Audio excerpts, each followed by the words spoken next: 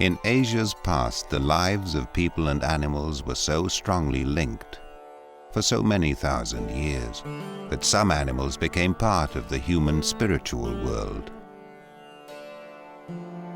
And millions of people simply revered the lives of all creatures. In modern Asia, animals are still treasured by compassionate religions, and in many cities, they're as much part of daily life as they have been for centuries.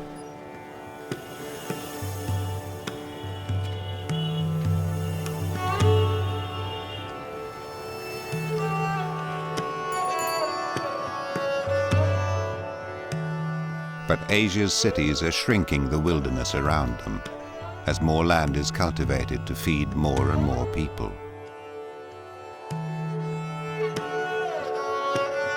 In the competition with people for food and space, some wild animals will be natural survivors. But there are others who will need help.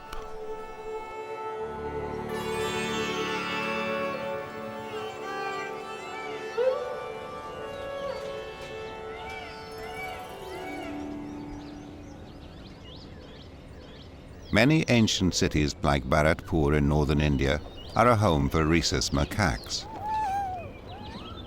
Since the city's first foundation, generations of these wild animals have lived side by side with people. To be so successful, they've had to be adaptable and aggressive, as individuals and as a tribe.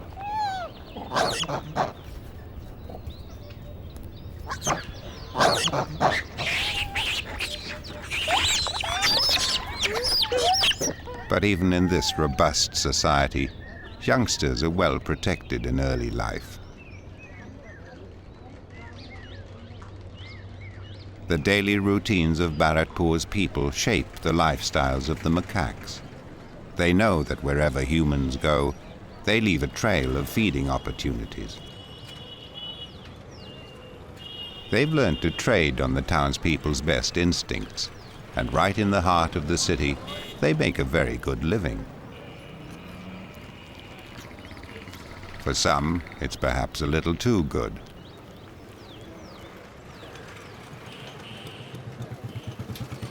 Every day provides good pickings. This rubbish disposal service is as much benefit to the city as it is to animals. But most truly wild animals have to stay beyond the city limits, where the living's harder.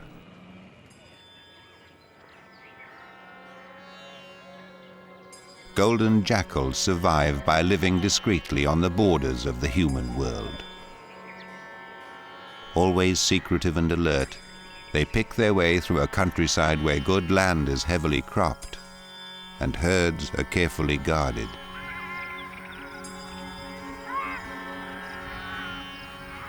Although people share the land with jackals, they rarely more than glimpse their lives as they hunt and raise their families.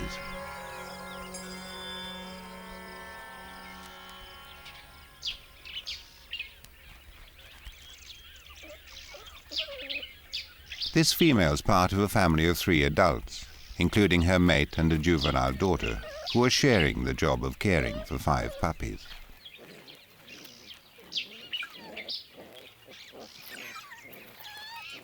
She lost 2 sickly pups a few weeks ago, but even so, she's barely enough milk to feed the hungry survivors.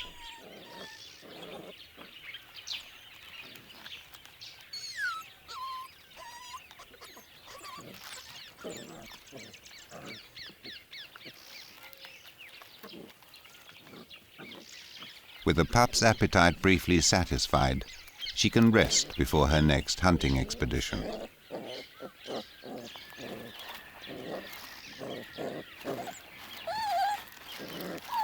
Their older sister will play an important part in their lives over the coming months. By guarding them at the den, she'll free both parents to hunt.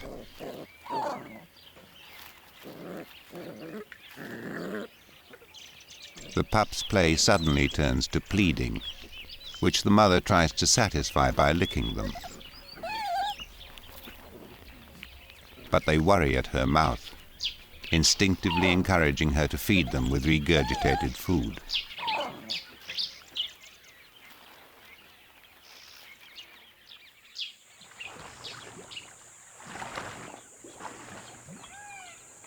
With the temperature soaring above 100 degrees, all wildlife has to come frequently to water.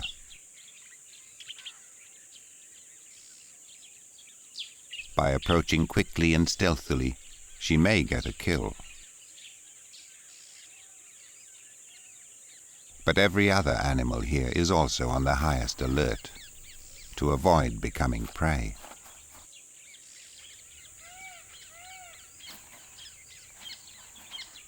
She can't afford to wait here for another chance. Every 2 hours she has to return to the den to feed her pups.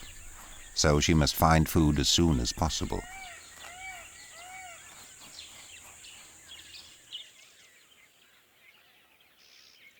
Back at the den, the watchkeeper's acute hearing is always on sentry duty.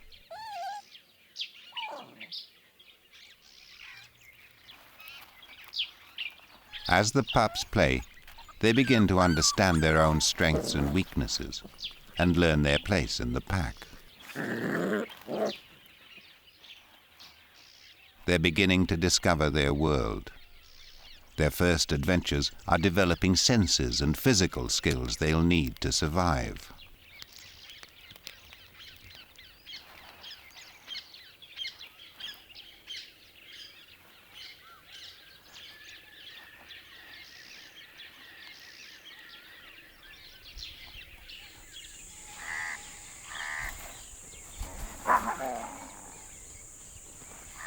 The adults often forage together, but if food's in desperately short supply, they'll fight over it.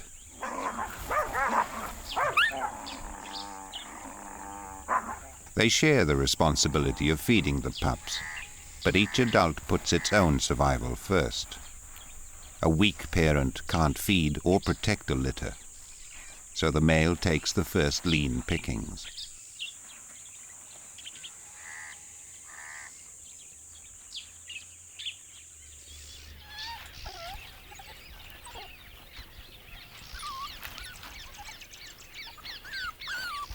When she returns, the mother has nothing for the pups, and they're so demanding that she has to warn them off.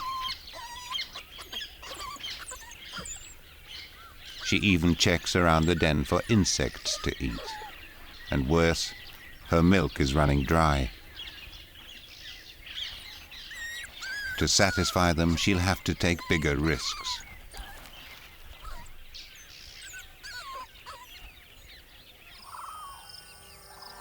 In the short time left before dusk, she'll chance a visit to the human world. Crows are a sign that there may be some scraps for the pups. She's at the trigger point of flight, in extreme danger of attack by dogs or people.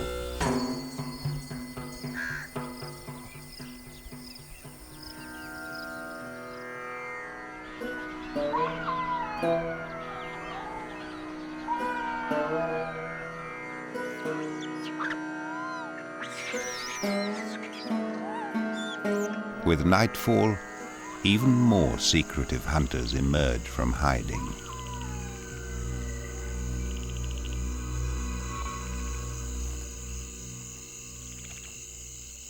It might look familiar, but this is no ordinary cat. Like the jackal, the fishing cat has close relatives that live with people. And like the jackal, its technique for surviving the modern world is to avoid human contact.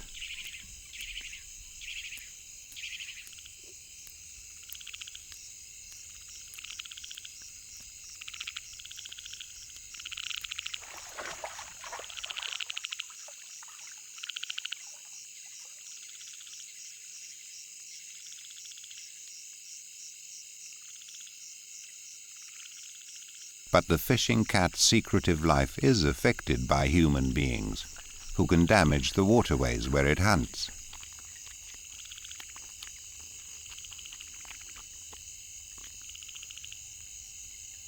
But people also provide other prey, like rats and mice and domestic poultry.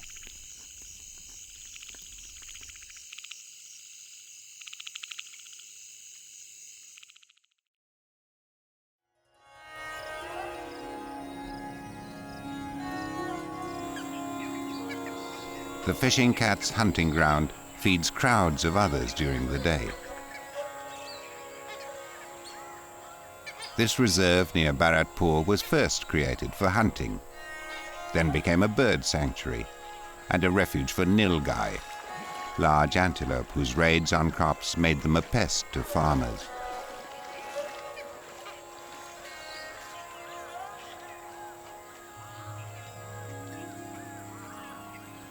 The Sarus cranes built their nests before the worst of the summer heat, although a few of these giants still seem to be advertising for mates.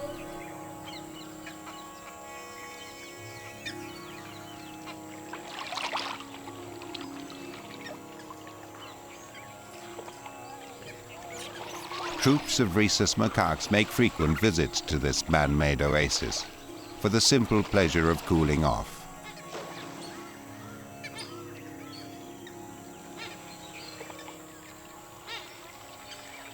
But the crowds of animals in this attractive refuge make it no place for jackals raising families. The hunting's lean in the harsher land they've chosen, but there's less risk of discovery.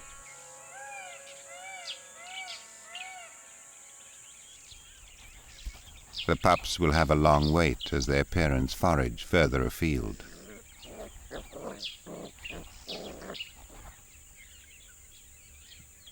They're watchkeepers suffering from hunger and thirst too, and as the hours drag on, she finally gives in to her needs.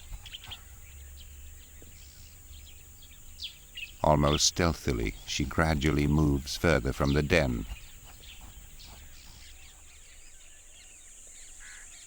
It seems like the most selfish of desertions, but she really has no choice. Normally young pups would be guarded constantly. Only poor hunting and dreadful heat has forced this early risk.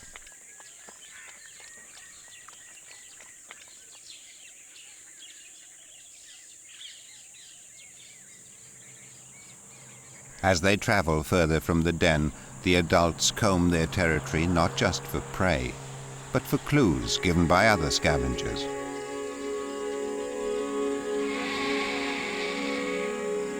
Vultures cover great distances in search of food, unlike jackals whose range is limited while they've young to feed. The flocking vultures are a promising sign that there's food nearby. Overnight, a tiger has killed a straying bull. A farmer's loss could be a lifesaver for the jackals.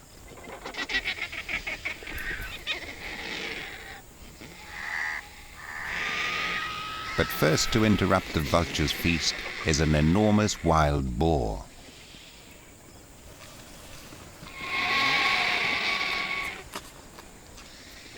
He'd be such a dangerous opponent that at first only the male jackal ventures into the arena.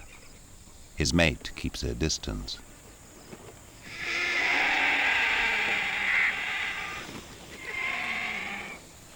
He's very uncertain of the boar's reactions if he starts to feed. Such a monster could cause serious injury or death.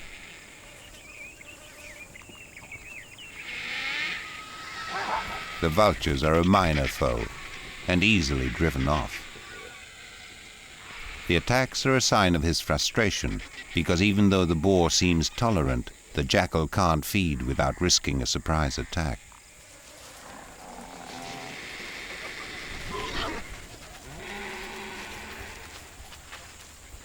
But the balance is swinging in the jackal's favor. With all three jackals at the kill, they at last have a chance to begin feeding.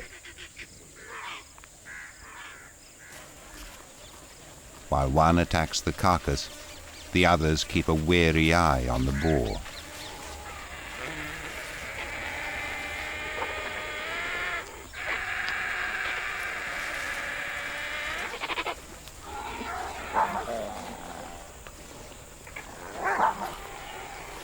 Perhaps their squabbling finally warns the boar he's outnumbered, but he suddenly departs, leaving the carcass to the jackals.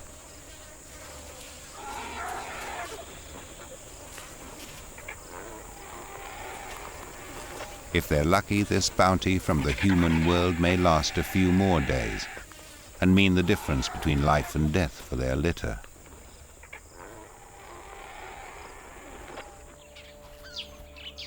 Alone at the den for the first time, their playful adventures have turned to watchful anxiety.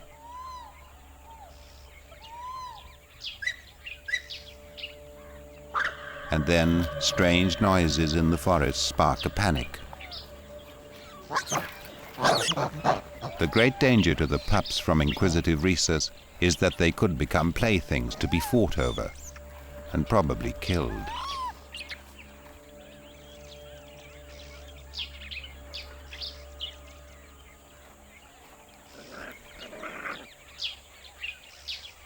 The intrusion so terrifies them that they react aggressively to the homecoming parents. The scent of the macaques pollutes the whole area and tells the tale of how close they've come to discovering the pups.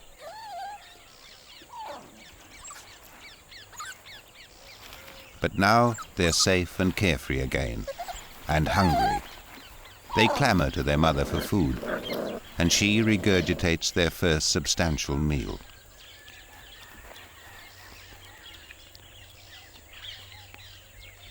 The adults will have to feed their pups like this for many months, until they're strong enough to hunt for themselves. And for all that time, they'll have to stay a step ahead of danger.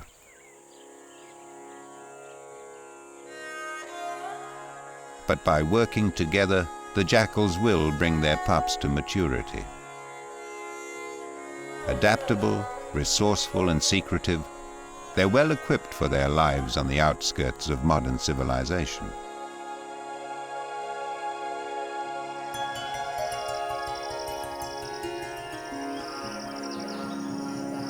In Asia, it's sometimes the past which shelters today's animals. For 600 years, thick jungle hid the wonders of the great city of Polonnaruwa in Sri Lanka.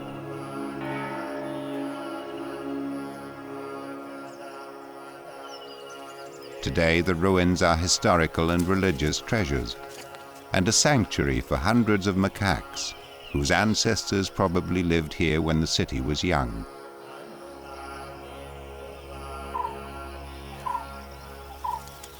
These are toque macaques, and this is one of many troops that live in the sanctuary.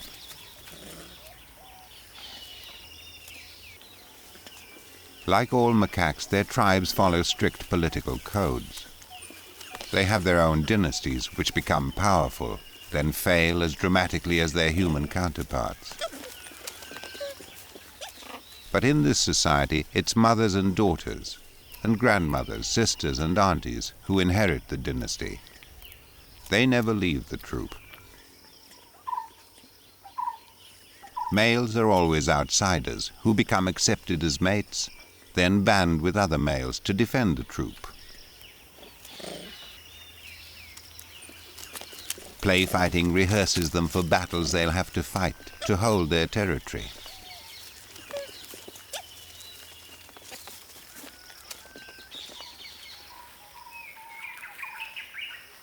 It's the females who know their home range intimately, who lead the group to feeding areas, under the watchful eyes of the males.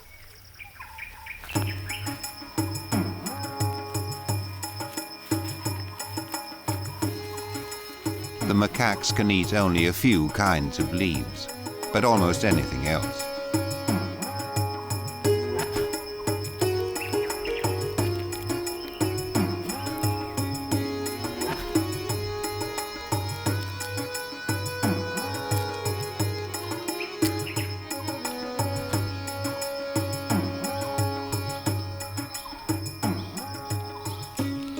What they can't eat now, they store in large cheek pouches. But at the moment, the greatest resource in this troop's territory is a fig tree, laden with fruit that's almost ripe.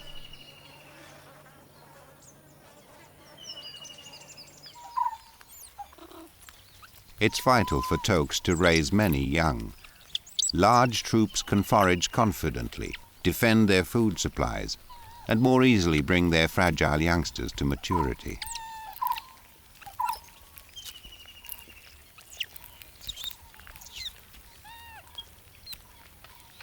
Even the youngest of the Polonnaruwa toques has a special link with humans. For 30 years, every animal has been identified and monitored over its lifetime by Dr. Wolfgang Dittus and his field researchers. During the long and detailed study, Dittus has seen the many problems that humans can cause their monkey neighbors, even when they live in a sanctuary.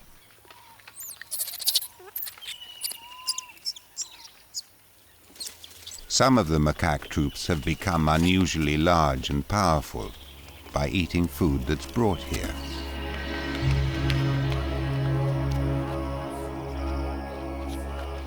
The ruins are a popular tourist destination. On holiday weekends, as many as 10,000 people see the wonders of this once lost city.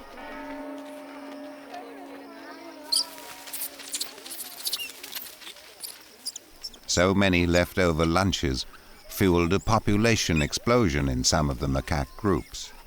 Their numbers doubled in only a few years, and they've become highly skilled at unlocking more food.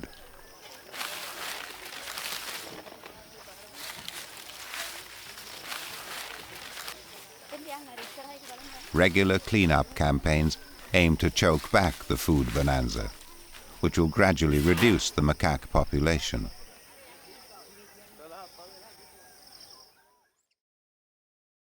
But in the meantime, whenever there are fewer tourists, there are too many monkeys and not enough natural food.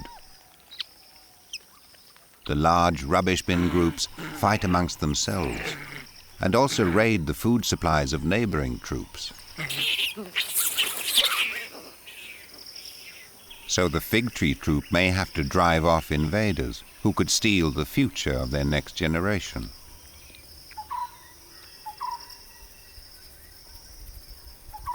As well as guarding the troops' resources, the senior male also protects his own interests.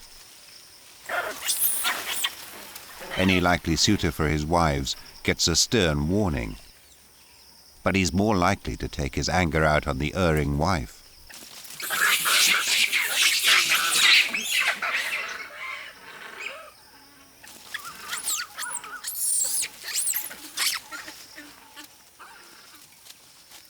But while he's solving one domestic crisis, there's another one brewing. A senior female is courting a subordinate male.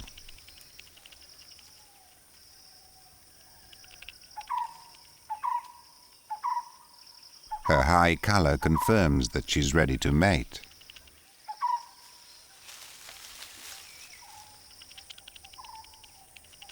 She checks that the senior male isn't nearby, then stealthily leads the way into the bushes.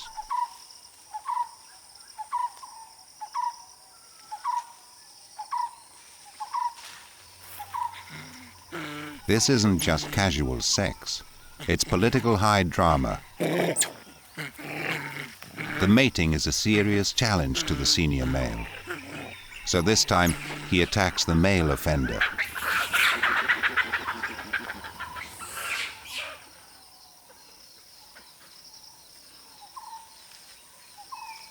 But the troop's about to face a far more serious problem. Invasion by a hungry rubbish bin group. The senior male's first concern is for the safety of his wives. The invaders look strong, so before trouble starts, he protects his harem and children by aggressively chasing them out of harm's way.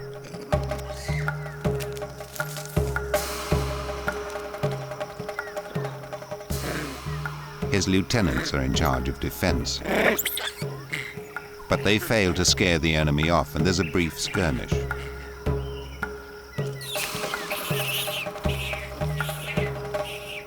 The senior male stays back, carefully guarding his family.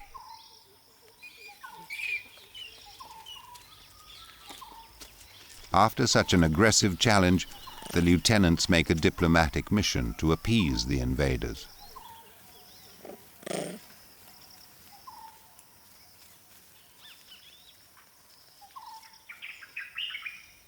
But the trespassers are confident and launch a full-scale attack.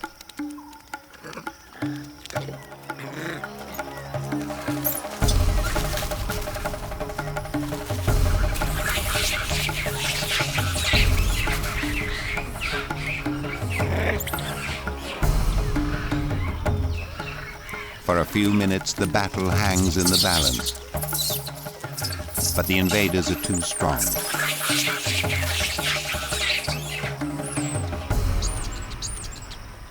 The fig tree troop is driven off.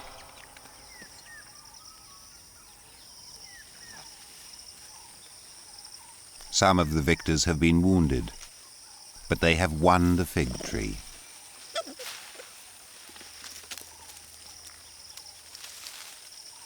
And for the next few days at least, secured a future for their youngsters. There's enough for all of them to gorge on fruit, and have more for later.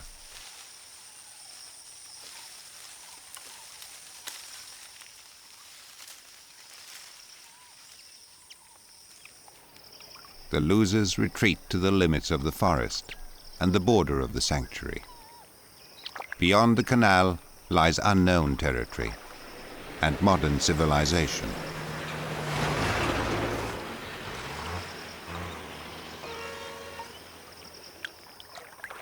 They've suffered a huge defeat, but they must still get on with the daily business of finding food.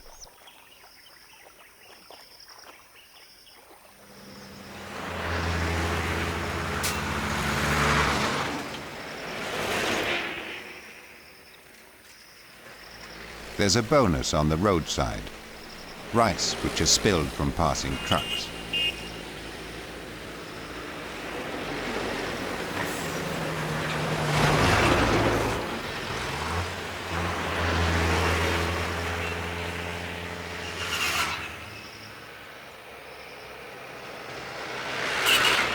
It's a risky harvest for the macaques, but they successfully dodge the traffic.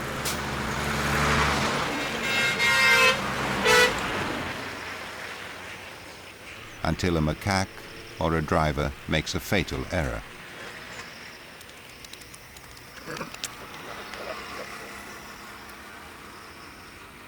Unfortunately, these days it's not an uncommon end for taupe macaques.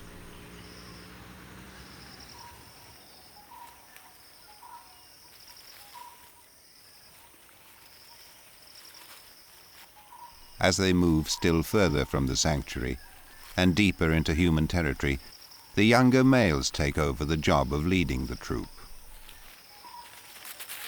They'll be the first to encounter danger as they act as pathfinders for the females.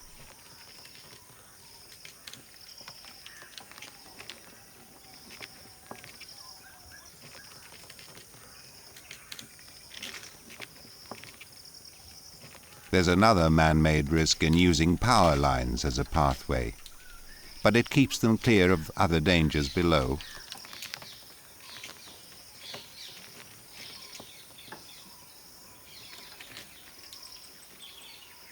But the toques are still confident foragers, and people who leave their houses unguarded are likely to find the unwelcome results of a troop visit when they return.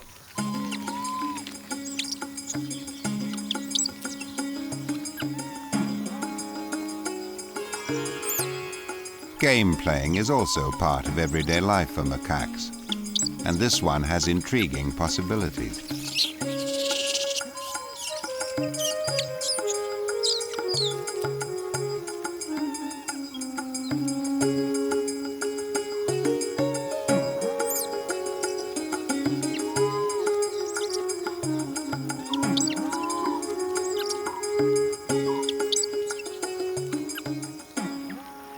Because of their past experience, the macaques associate human beings with predictable supplies of food.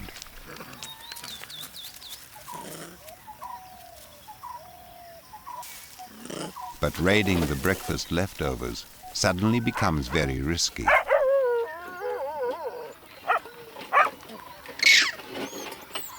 The senior male's first warning call is lost in the feeding frenzy.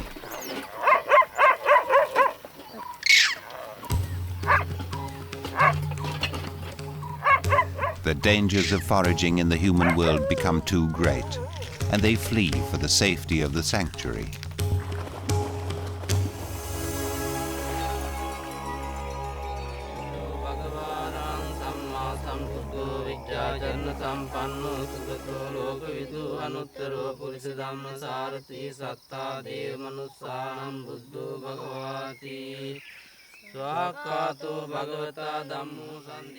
Back on home ground, they head for a familiar feeding opportunity.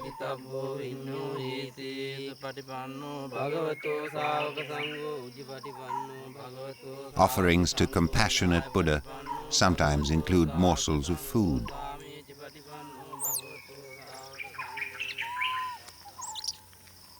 Caught between aggressive macaque neighbors and a shrinking natural world, the troop will struggle to survive. But they're lucky to live amongst tolerant people with high respect for life and long experience of sustaining it. The Toke Sanctuary is only part of the extraordinary heritage of this small island. For over 2,000 years, the land has been reshaped to human needs, sometimes on a huge scale. The ancient people created farmland from bone-dry earth by building great lakes, which still capture monsoon rains. Sri Lankans call them tanks. Some are vast, and there are hundreds of them. The tanks allowed the great civilizations to flourish here over 1,000 years ago. But it might never have happened without the help of elephants. Their feet pounded the foundations of the cities. Their strength hauled millions of tons of stone for the dams and temples. They harvested timber from the forests. Elephants lent their power to human ambitions to raise the mightiest shrines of the Buddhist world. And in Buddhist mythology, elephants are believed to uphold the universe.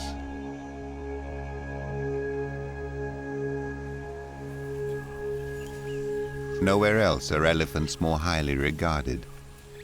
But since the beginning of the century, their numbers have fallen from 12,000 to about 3,000. And only some enjoy ideal conditions like these in Udawalawe National Park.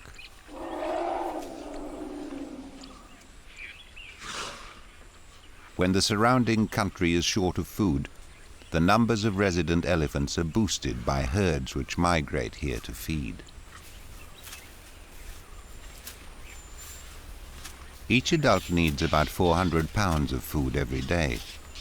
So for a herd of 20, that makes 8,000 pounds a day, nearly 60,000 pounds a week, which they'll need for the 50 or so years of their lives.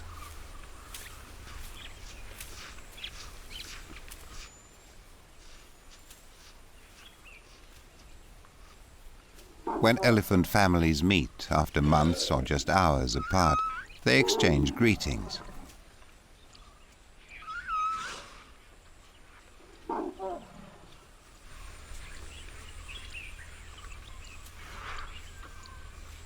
Elephants do have good memories for each other, and particularly for places where they can find food. At this time of year, the park has rich grass along the edges of its large reservoir, while the surrounding country is dry. So elephants travel miles to get here. So do tourists, and today they'll see a rare sight, a tusker. In Sri Lanka, only a very few males carry tusks, and they're usually larger than other males.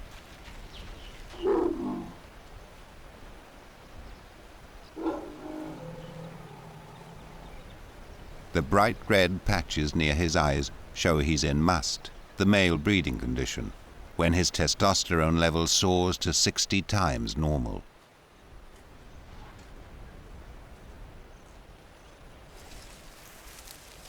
Some of these youngsters may be his offspring from earlier visits. Now, the large groups of elephants which come here to feed include females who are ready to breed. He's probably mated already, and now he's keeping other males at bay by guarding the herd.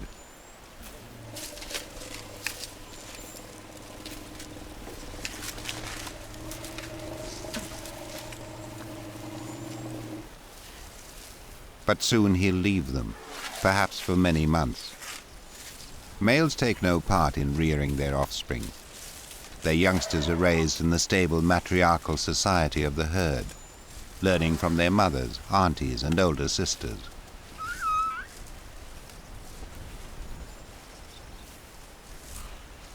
There was a time many years ago when thousands of elephants lived the good life in conditions like these, on the border of Sri Lanka's wet zone.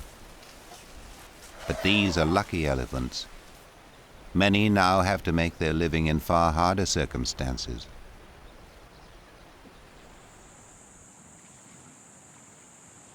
The large dry zones of Sri Lanka can go without rain for 7 months, and in Yala National Park much of the water is no use to animals. It's salty.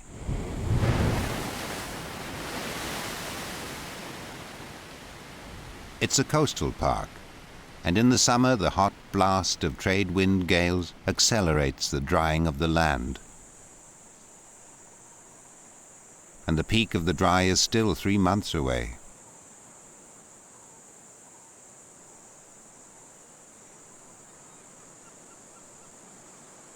Elephants here have to put in long hours to meet their 400-pound-a-day feed quota. But this male's also following a dietary preference. Elephants love the roots of the lakeshore grasses and spend hours carefully excavating and assembling them into mouthfuls.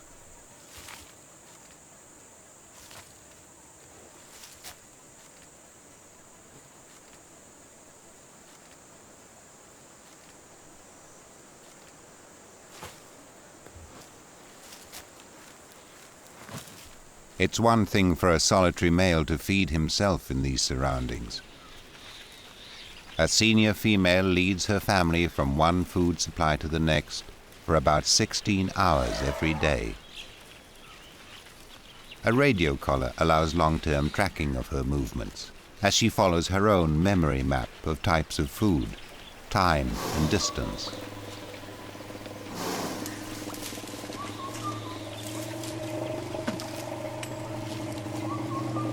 There's little left of the grass they prefer, so she takes them to patches of trees and shrubs. But for a family of 10, the food won't last long. Even if there was enough for the herd to browse for many hours, she has other problems. An adult's trunk extends its reach above the ground, and a well-trained trunk is very adept at plucking favorite food.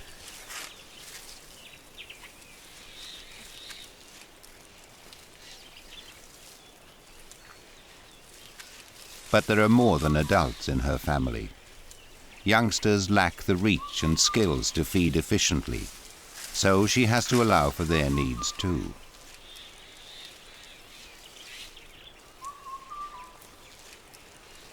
And not everything green is palatable to elephants. So adult females balance a complex combination of needs as they choose a route for their families through the jungle.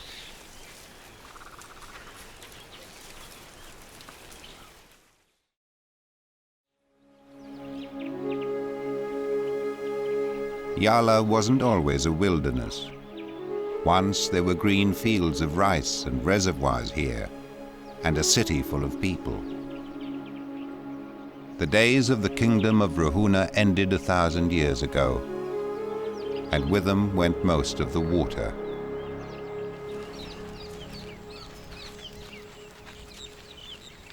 Elephants have to drink copiously about every 6 hours. When they make their way to water in Yala, it may be to one of the ancient tanks, or to water holes dug by today's park managers.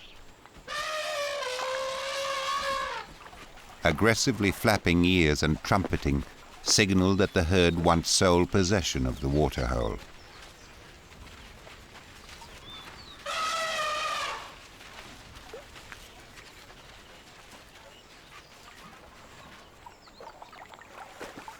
Even crocodiles won't tangle with adult elephants, though they might make a grab for a baby's trunk.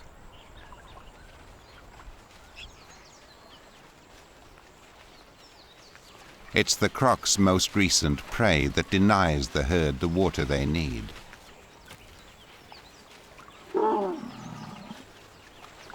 The putrid remains of a dead buffalo stop the herd in its tracks, and without the senior female signal, not one of them will go to the tainted water.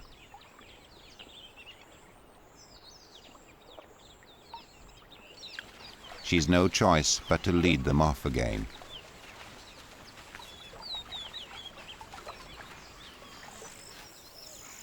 Around water, buffalo are the real villains of the piece. Many have bred with stray domestic animals. They're never far from water, and often in it. Wallowing helps them control body temperature, but makes it difficult for elephants to find the clean water they prefer.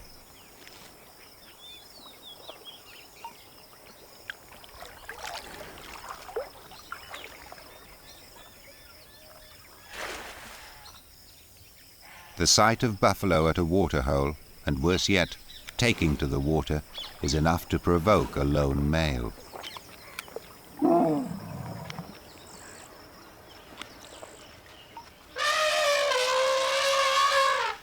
He can't afford for them to take up residence, and moves them on.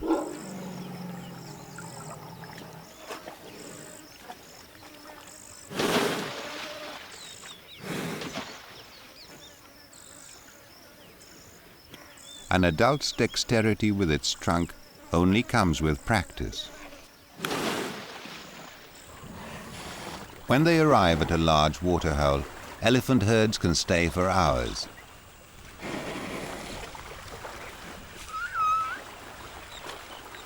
A young elephant's struggle to control over 50,000 trunk muscles is helped by mimicking adults. But for many months, they'll have to use their trunks as snorkels while they drink with their mouths.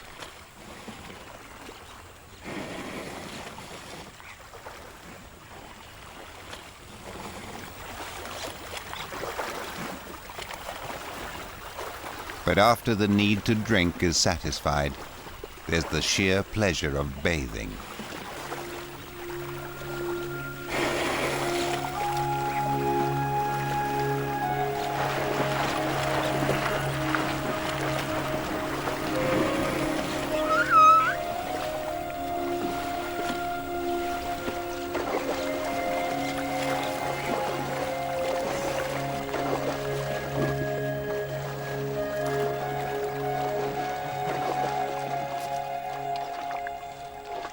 Adults and older juveniles make their own way from the water and begin feeding. They know the herd will soon continue its wanderings in search of more food. But younger herd members sometimes have to be ordered from the water. Many messages which elephants send each other are subsonic, outside human hearing range. But instant and simultaneous actions in the herd are often clues that instructions are being transmitted. But there's a rebellious streak in nearly every elephant child. Anxious aunties rush to retrieve him.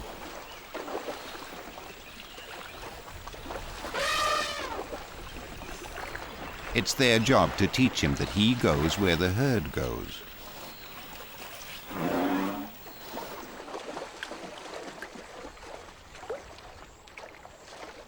It's a rule he's not happy with. He makes one last break for the enticing water.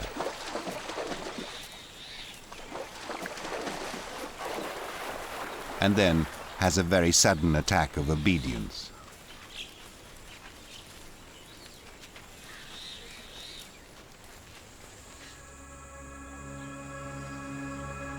The hot winds blow for months.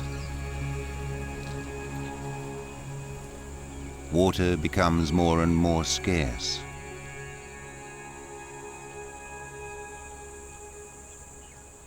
Some solitary animals can meet their needs by digging for water, getting an extra bonus from minerals leached from the soil.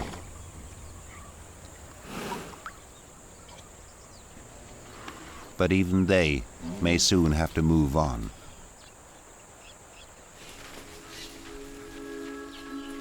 It's outside the national parks that elephants run into trouble.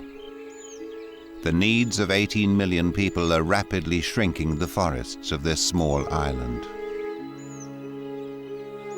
As elephants follow their traditional migration paths, they cross and recross trails cut by modern civilization.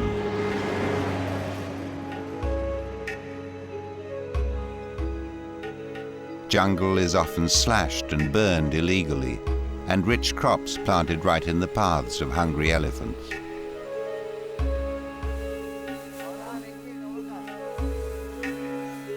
In elephant country, farmers work urgently to bring in their harvest before nightfall. If they leave threshed rice in the fields, it'll be gone by the morning, and months of hard labor wasted. The problem of invading elephants is worst where cropland encircles patches of jungle. Farmers face the huge challenge of keeping hungry and intelligent animals at bay. At dusk, they begin to appear at the edge of the jungle.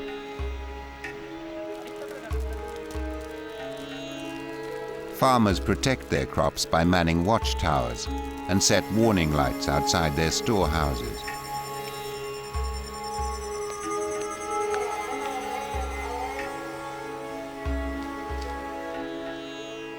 But elephants have an uncanny habit of turning up where they're least expected.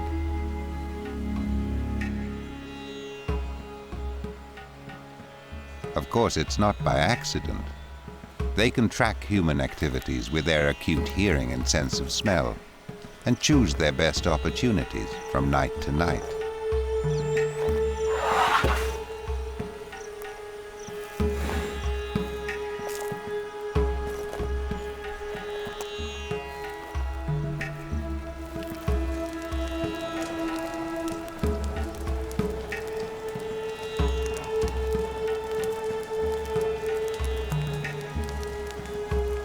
Fires and torches can keep some animals away, but as they become more familiar with these deterrents and hungrier, more elephants take the risk of raiding.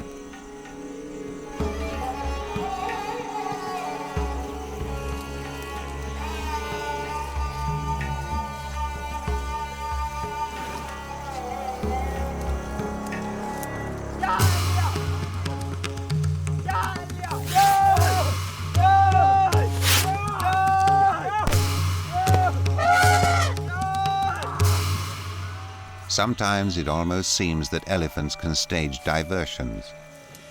While farmers are defending crops at the front line, other raiders take advantage of unguarded grain stores. Houses have sometimes been almost completely demolished by elephants searching for food.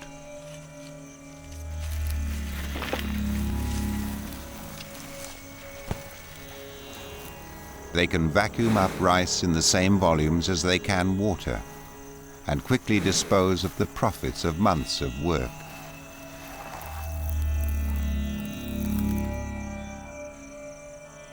If rockets and firecrackers are all they meet, they're lucky.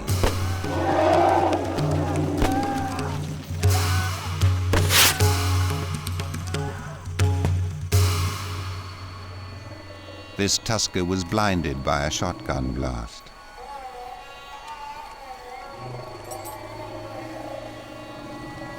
Others are caught in snares or suffer other injuries.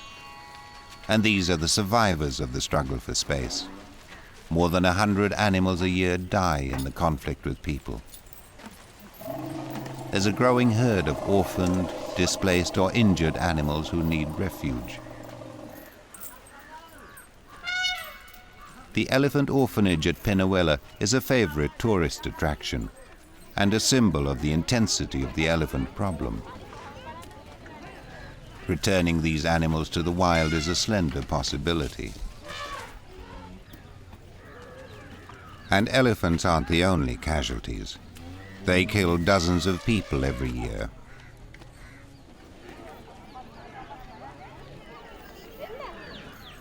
For this religious nation, the conflict with the elephants they value so highly causes deep distress.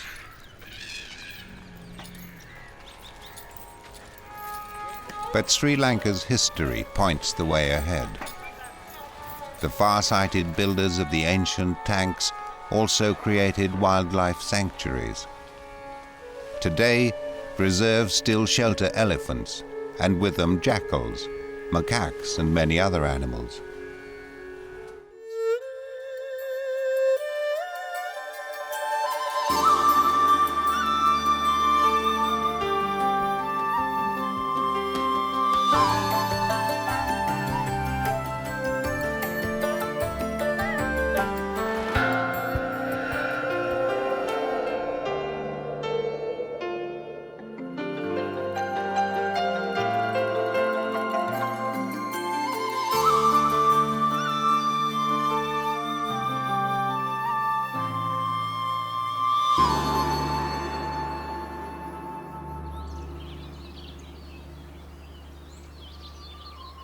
In the warming sun of late spring, a mother rests after giving birth. Her new daughter is only 6 hours old. But their rest will be brief, for they belong to a troop of the northernmost monkeys on Earth, always on the move through the temperate forest that is their home.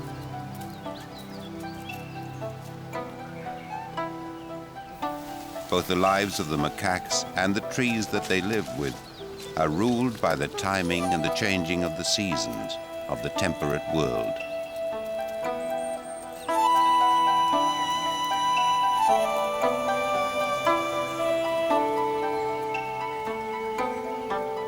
Much of Asia is covered by the temperate forests that stretch from the foothills of the Himalaya to the islands of Japan. These forests lie in a broad band between the frozen wastes of the Arctic and the humid tropical forests far to the south. There are two kinds of temperate forests, those that remain evergreen and the deciduous forests where the changing seasons are clearly seen. As the earth swings closer to the sun and then away again, the plants and the animals of the temperate forests are exposed to all the climate's extremes.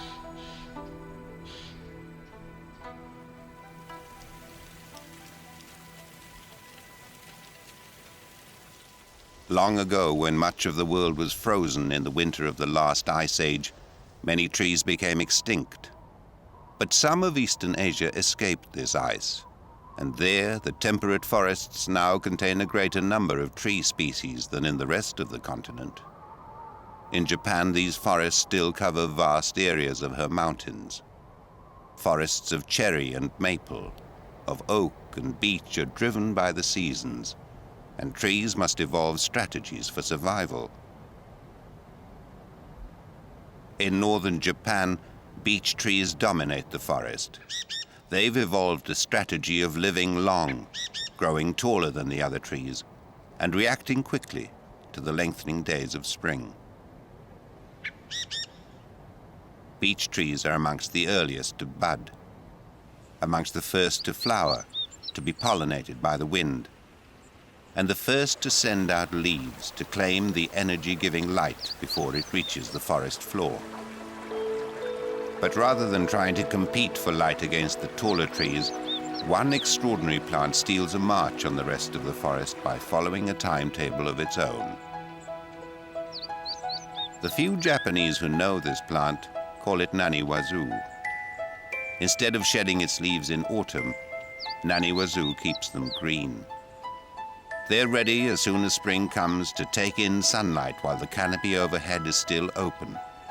Its precocious flowers attract the first pollen-bearing insects of the season. By breaking the rules of the seasons, Nani Wazoo knows its own summer, while other plants have just begun to grow their spring leaves.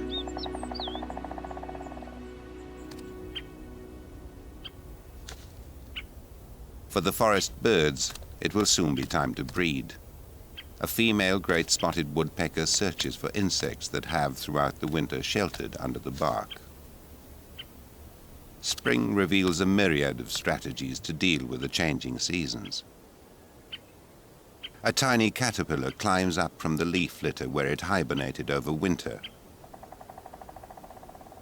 But the colors that were a perfect camouflage in autumn will soon be dangerously conspicuous, for the caterpillar is climbing back into a changing world.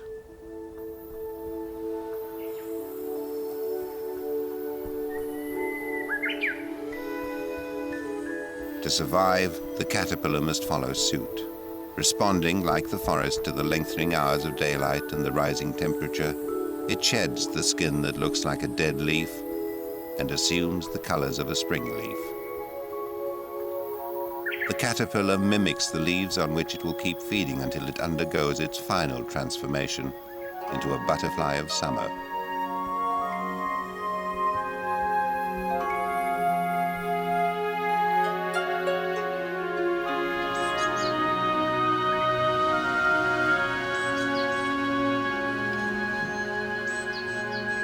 All through the forest, trees are exploding into flower. After the long winter months, spring is a time when Japanese macaques make the most of the forest's bounty.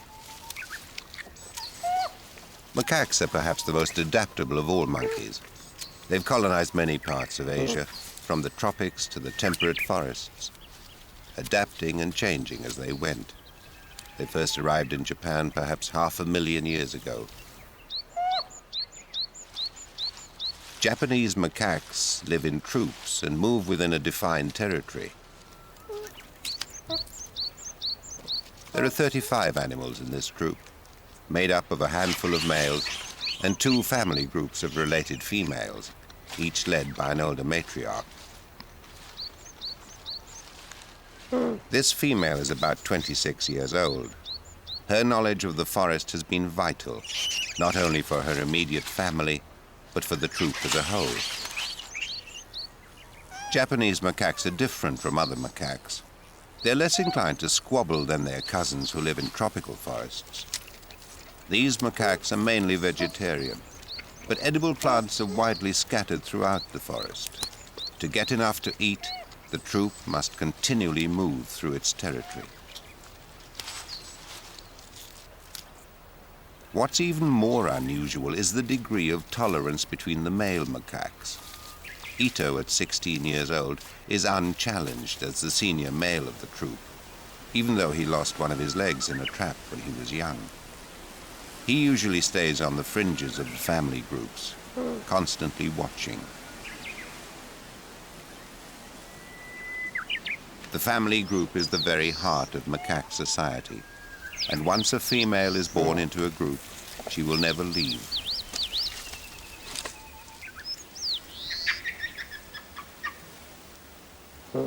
Young males, however, will leave when they're around 5 years old. They will roam the forest, either living a solitary life or in small bachelor groups, before attempting to join another troop with females. In this troop, as well as Ito, there are 2 other big males. Konzui is 15. Like Ito, he never takes his eyes off the females.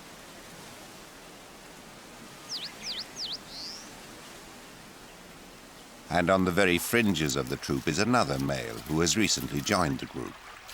Only 11 years old, he always keeps his distance, but is a member of the troop, accepted within their territory. The ancestors of these macaques arrived in Japan's far north at the end of the most recent ice age. As the earth warmed, macaques moved further and further north into new territories. The northern shores of Japan's main island of Honshu are as far north as any macaque can go. They will not return to the south, since their territory adjoins that of other macaque troops. These northernmost monkeys on Earth have had no choice but to adapt to the seasonal extremes of the temperate forest where they live. Spring comes late to the north of Japan. It was at the end of May when the new baby female was born. She's now 3 days old and is in safe hands.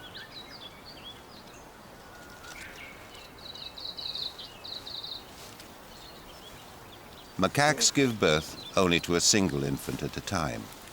A mother couldn't carry or care for more than one. Babies are born at the time that gives them the best chance of growing strong and independent before winter. For then there would be little food, and a mother would be unable to produce enough milk to keep an infant alive.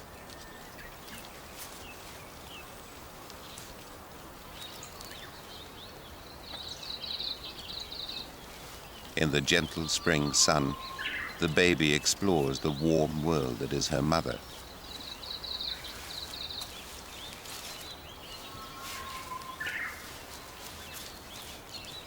She starts to make out the light and shade of the forest.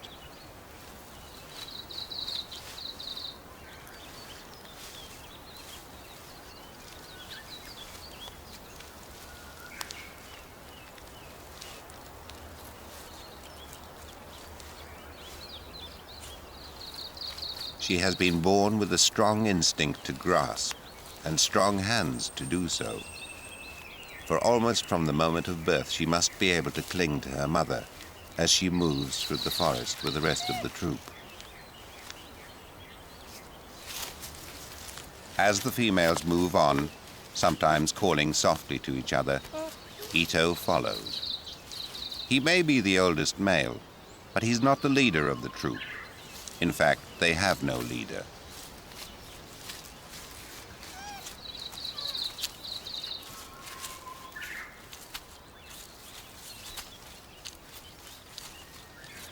The forest, too, is moving. The days are longer, and the canopy is full, filtering out much of the light from the forest floor.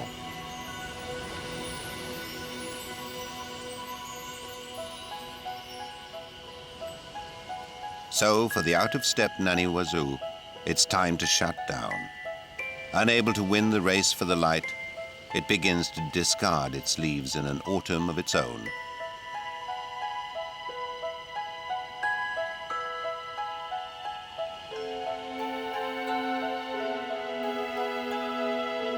But the rest of the forest is reacting to the sun that is rising ever higher in the sky. On the rich spring leaves of a hackberry tree, the caterpillar that emerged from the leaf litter has grown large and plump. Triggered by a combination of the rising temperature and its own internal body clock, it nears the end of one phase of its life and begins to discard a skin it no longer needs.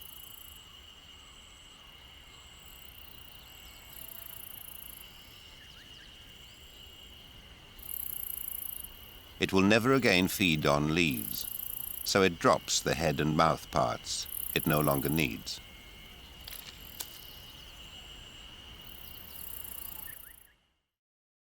Inside the hardening outer case of the pupa, the body will undergo an amazing transformation, the timing of which is crucial.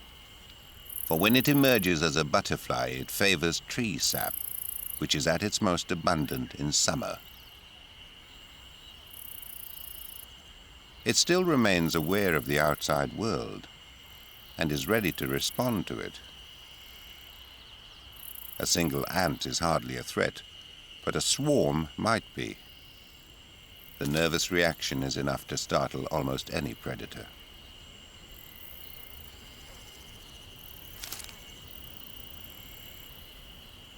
After 2 weeks, a butterfly emerges. It's a female. The males have already appeared and established their territories.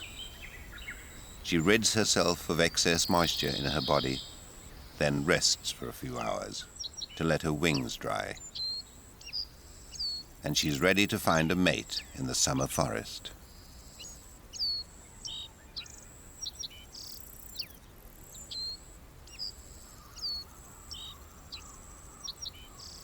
Almost imperceptibly, the forest too is changing. The green of summer is darker than in spring. There are frequent summer rains. The days are long and warm, and food is abundant for the macaques. With a birth of 4 babies, 3 of them males, there are now 39 animals in the troop. Prompted by the warmth of the summer days, these northern macaques start to molt their winter coats. Each individual is different.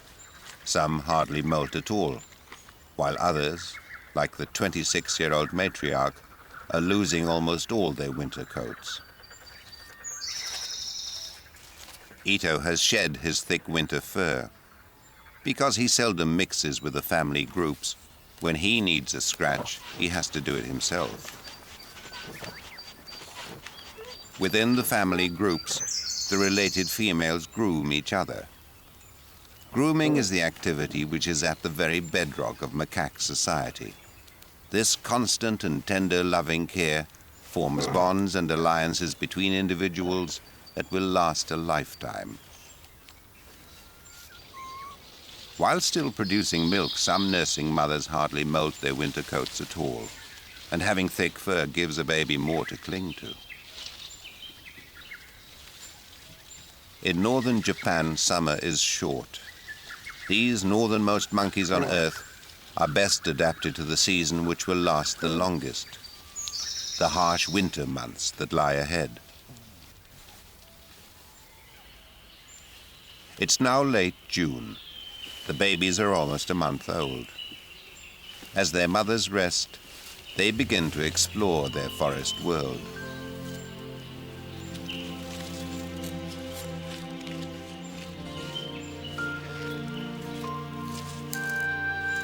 But the last to be born, a baby boy, is still not keen to stray from his mother.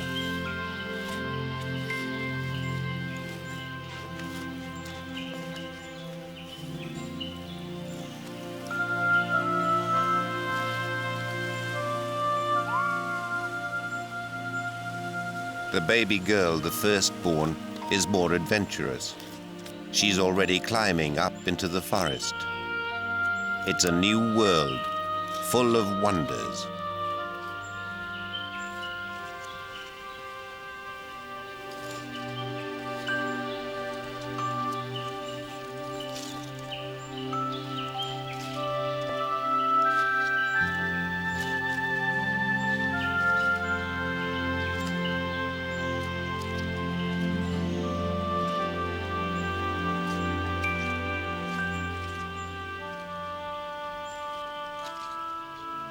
Even at this age, they learn to watch and listen to other members of their family group.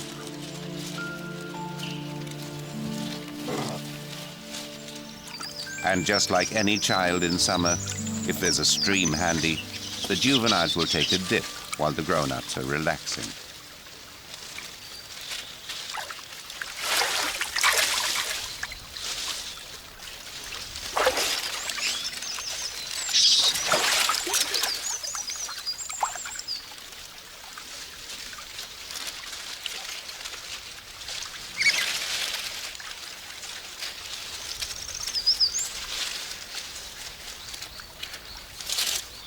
They're careful not to lose contact with their parents.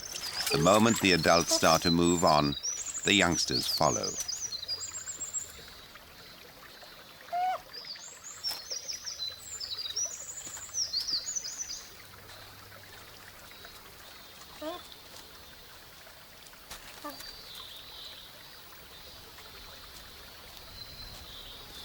Midsummer is now approaching, and the trees are at the peak of their growth cycle. The canopy is thick. But with the tall trees absorbing almost all the light, Nani Wazoo has closed down completely. In a winter of its own, a single berry is the only sign that this extraordinary plant is anything more than a dead stick in the forest. But in the beeches and other trees, sap is flowing. And where it leaks from a wound in the bark, the tree's loss is the insect's gain. The food source is so precious to a male butterfly, he doesn't hesitate to challenge any rival, even a hornet. By opening his wings, the butterfly tries to scare off the intruder.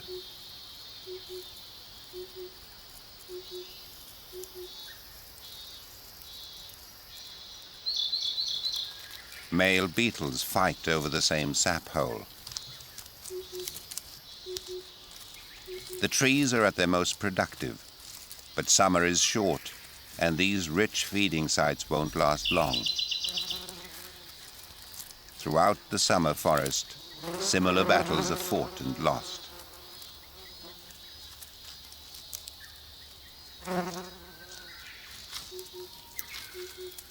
Two male butterflies wrestle over the prize. They have only a few precious weeks to find a mate, and every moment counts.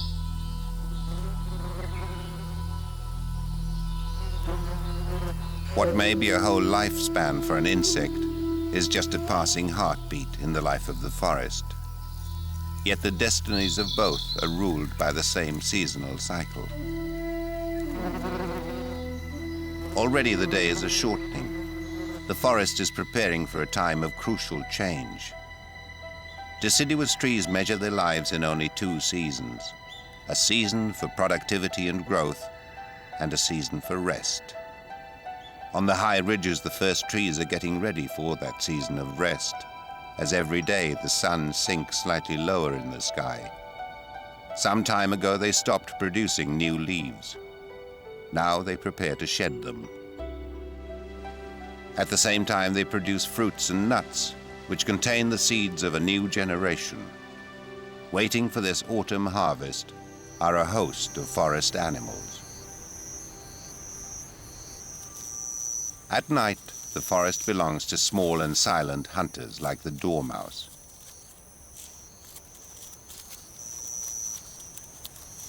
They feed alone, fiercely driving off rivals.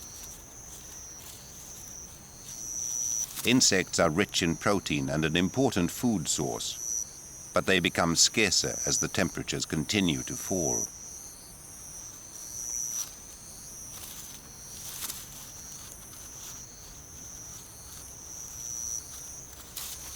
But not all go quietly.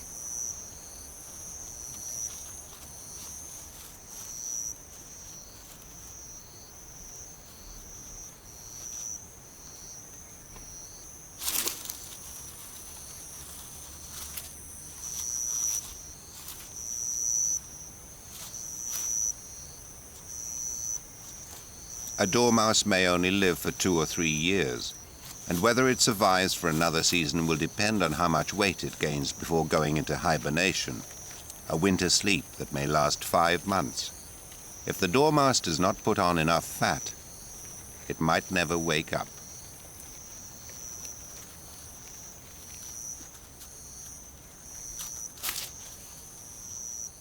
Autumn is also a most important season for the macaques.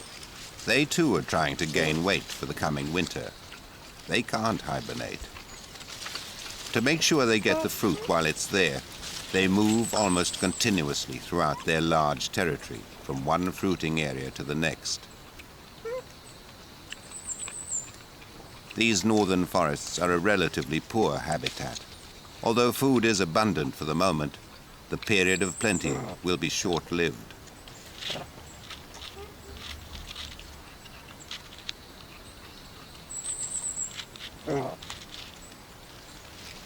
There's no time or energy to waste on squabbling. The Japanese macaques' unique tolerance of each other is perhaps one born of necessity.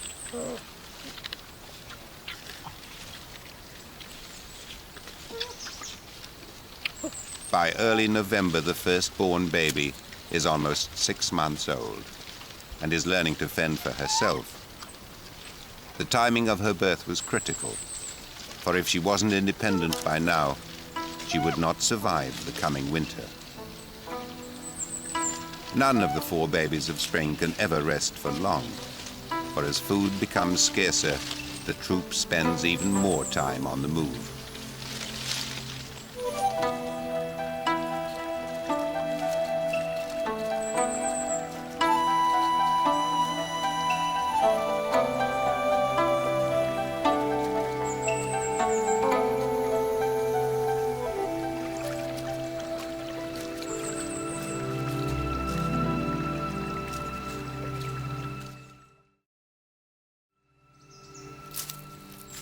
Other forest animals go further than just feeding on fallen fruits and nuts.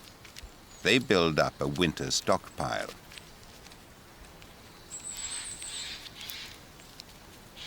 A squirrel, always on the alert for predators, peels a walnut before taking it away to store for winter.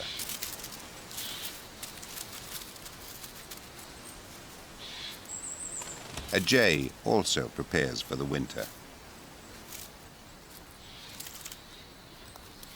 If the acorns are too light, the jay discards them. The ones that make the grade it will store in its crop, before carrying them off to bury in its territory, which could be as far as half a mile away. But the jay, like the squirrel, often forgets the hiding place, and some of the undiscovered nuts will germinate and grow. The jay carries the seeds far from the parent tree. Slowly, the forest is being moved. Autumn is taking hold throughout the northern forests. The trees have stopped producing sap. The leaves of deciduous trees are thin and are designed to be discarded. This loss of leaves is a fundamental part of the tree's life cycle. The changing color is a chemical reaction. As the chlorophyll in the leaves breaks down, the trees take back what nutrients they need, but the toxins which remain in the leaves are dropped with them.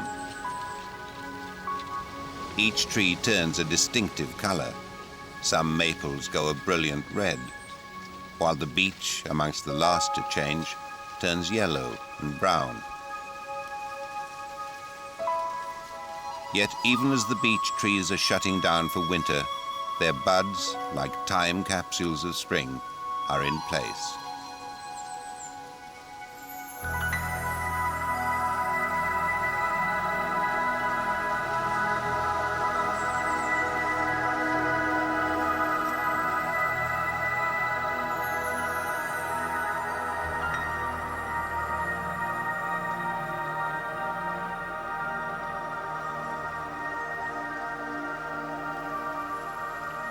The beech forests reach down to the coast, the northern limits of the Macaques' domain.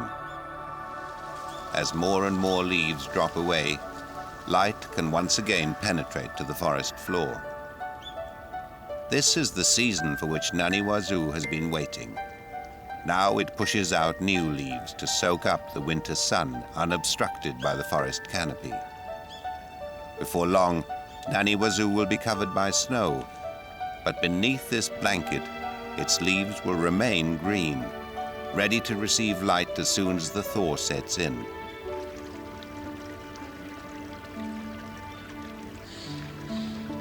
For the baby macaque, this is a new season of strange colors and leaves that are no longer good to eat.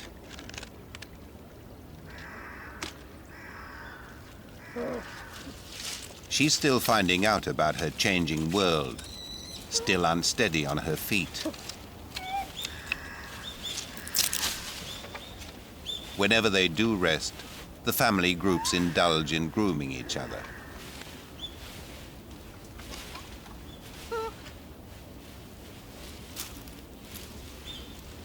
Like a toddler competing for attention, the firstborn baby throws a tantrum and is put firmly in her place. Younger males are particularly keen to ally themselves with males who are older by grooming them. Gonzui, the second oldest male in the troop, relaxes in sheer pleasure. The constant grooming serves a practical as well as social purpose. It helps maintain a warm and insulating coat, as well as getting rid of parasites like lice and ticks.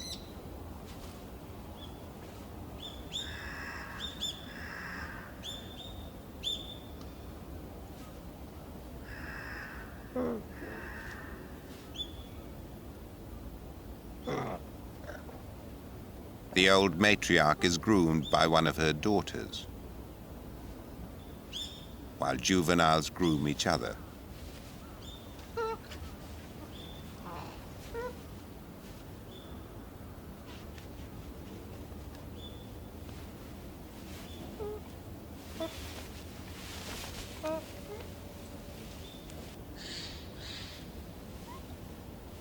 Grooming interludes are brief, for the troop is continually moving. Picking up her infant, a female follows.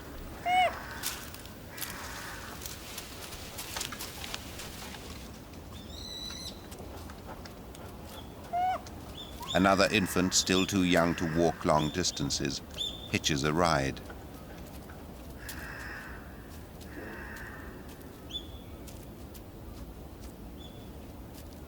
Like the forest, the lives of the macaques are governed by the seasons. Autumn is the time to mate. Gonzui displays his presence, then goes to look for a female. His face now a deep red.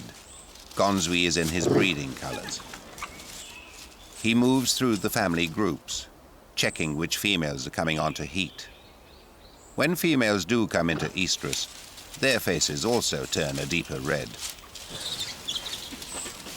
When a couple pair off, they move away to the edge of the group to mate.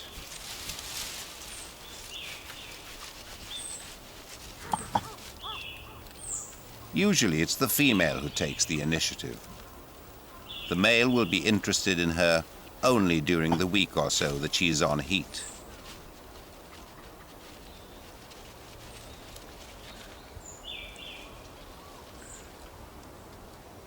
The oldest male, Ito, is also eager to mate. In many macaque societies, the senior male can have the female of his choice. But with Japanese macaques, older and more experienced males don't always get their way.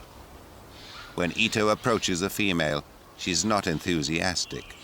Even though she's on heat, she rejects him.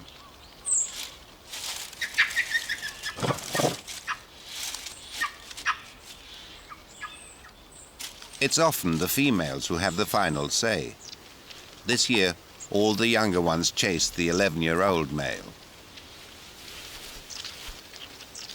Her body language is obvious. First, she tenderly grooms him. Then, when he tries to move off, she stops him.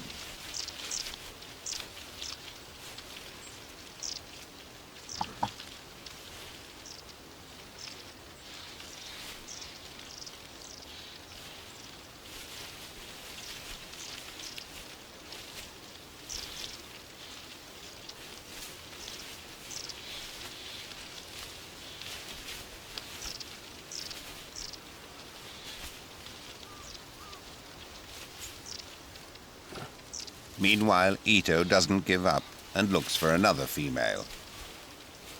Unlike the younger male who's receiving all the attention, Ito has to groom a female, something he normally does not do. But while she's happy to accept his grooming, she refuses any further advances.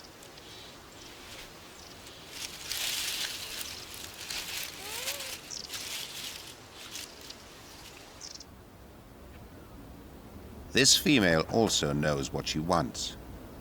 She's chosen Gonzui as her mate.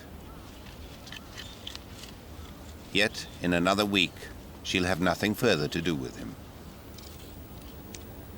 The 4 babies have no interest in the activities all around them as they play together. And what they get up to is of no interest to the males, who probably don't even know who their children are. Mating for these northern macaques must take place at the right time. Too soon and the babies will arrive before spring when it's still cold and there's little food. Too late, and the babies won't be mature enough to survive the coming winter. As the troop heads off again for new feeding grounds, Ito makes one more hopeful display.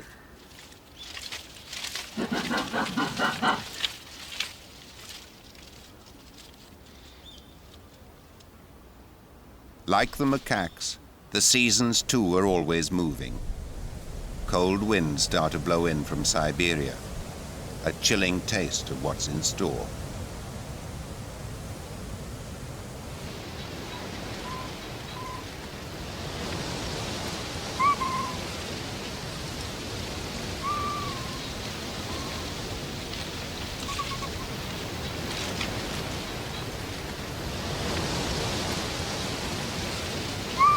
The first of the winter snow slurries blows in. Although it's still too early for snow to settle, winter is about to tighten its grip on northern Japan.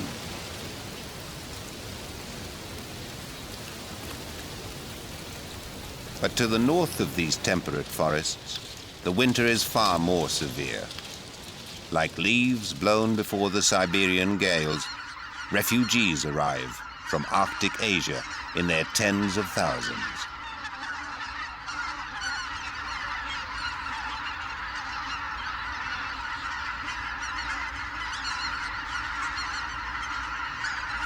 White-fronted geese, swans and ducks seek out the few northern lakes that will not completely freeze over.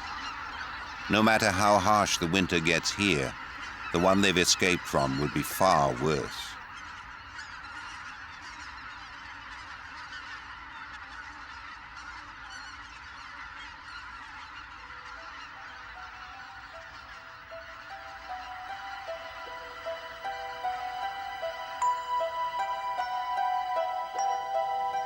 The leaves on one maple linger to the last, a final reminder of the colors of autumn.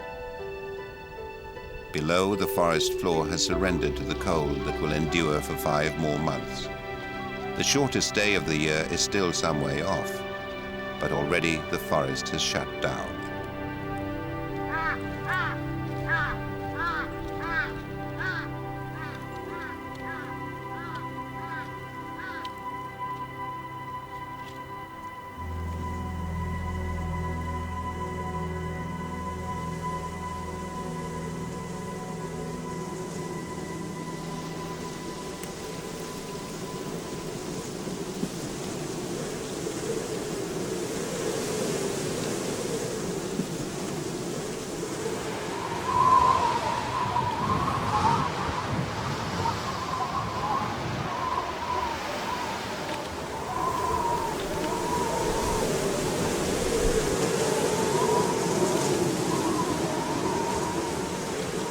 These northern macaques no longer have any natural predators.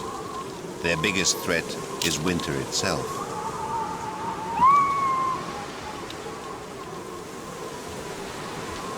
But the freezing winter temperatures are a hardship their thick fur and larger body mass have prepared them for. This is the season they have adapted to survive. These are indeed the monkeys of the snow. Grooming is still as pleasurable as ever, and an older animal may also provide some shelter from the wind to younger macaques. The 26-year-old female has been through all this before. She may live to see 4 or 5 more winters.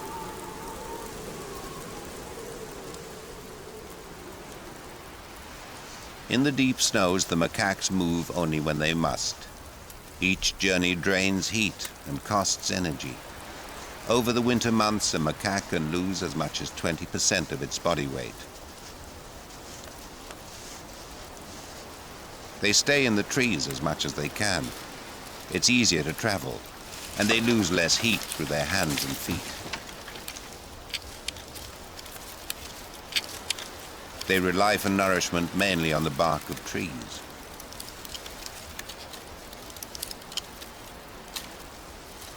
For spring's first baby, winter has been a rude shock. But she learns from her mother and sisters which trees have the best bark, and where those trees are in the bare forest. It's a lesson she will rely upon for the rest of her life.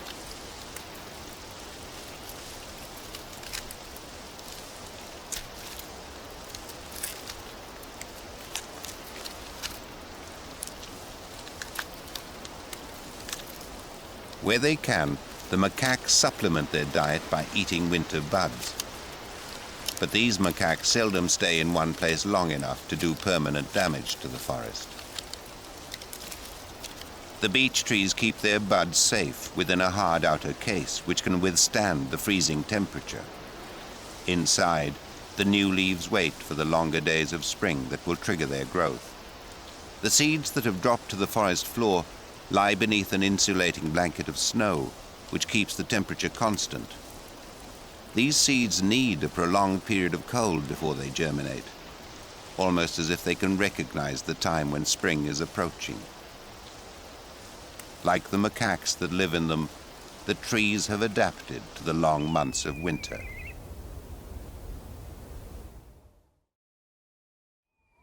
Across the broad expanse of forest, everything seems in retreat. Yet winter is a time which forces activity, and animals that are seldom seen must come out in the open to eat. In spring and summer, when the trees are in leaf, it's very rare to see this animal, the Japanese serau. It's an ancient species endemic to Asia. Its closest relatives are members of the goat family. Calves stay with their mothers for a year or so, but as adults, they're mostly solitary. In winter, the seraus move out from the forest and forage on the southern slopes warmed by the winter sun. On these slopes, where there's slightly less snow, they dig for whatever they can find to eat.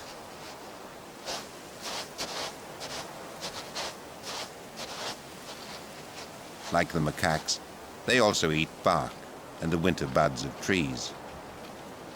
The ancestral forms of these strange animals have a fossil record dating back millions of years. They too are adapted perfectly to the cycle of the seasons.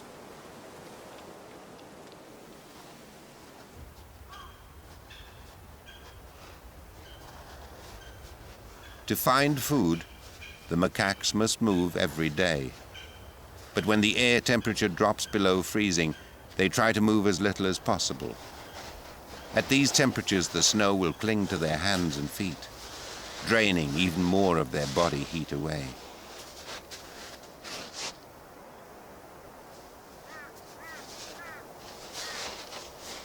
Drawing on her memory and knowledge of the forest, an old female knows the way to a new feeding site.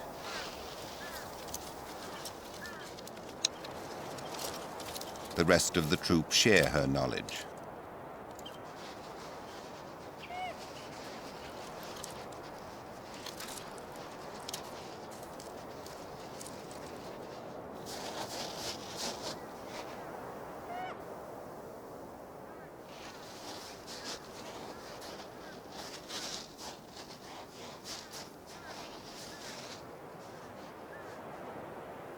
Ito is content to bring up the rear, closely followed by a young male, keen to learn from his age and experience.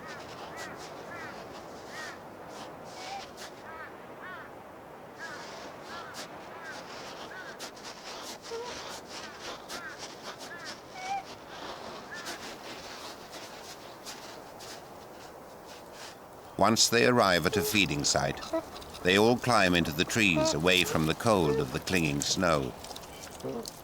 Only in winter do they sit this close for a prolonged period.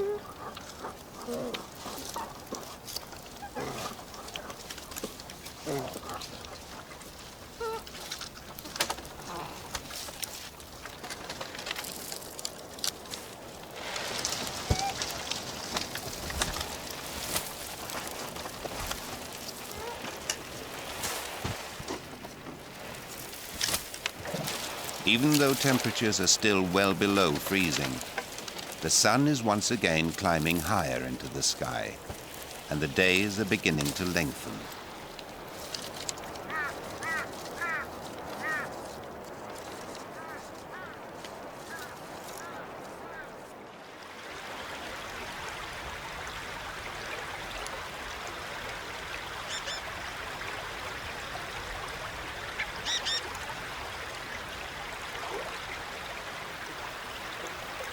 The squirrels' autumn preparations have paid off.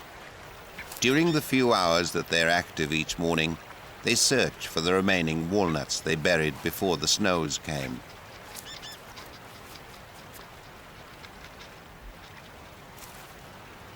Guided first by memory and then by a keen sense of smell, a squirrel retrieves a walnut and takes it to the safety of a tree to eat.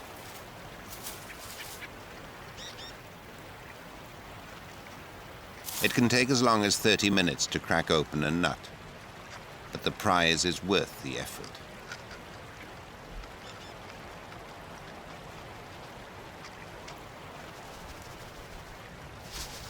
Forest birds have also remained active throughout the winter, and while pickings may be lean, nothing goes to waste.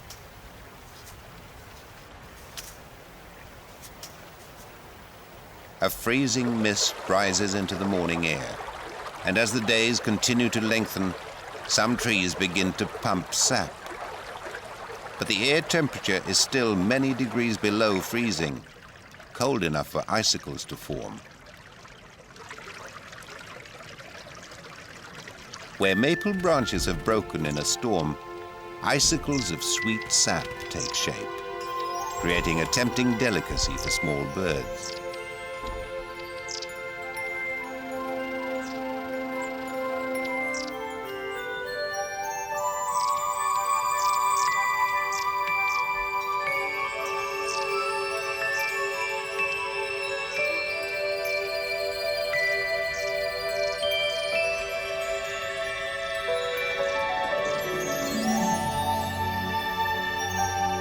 Each icicle may last only a few days.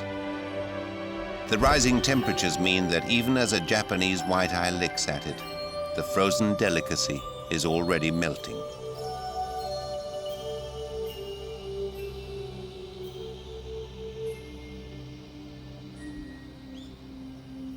Throughout the forest, winter begins to lose its grip. But this interval between seasons is still dangerous for the trees. Their soft new shoots are moist and vulnerable. A sudden frost or freezing snowstorm could easily kill them, and the tree's long preparation for spring would be wasted. Gradually across the forest, the thaw takes hold. Insects are returning, and with them, their predators.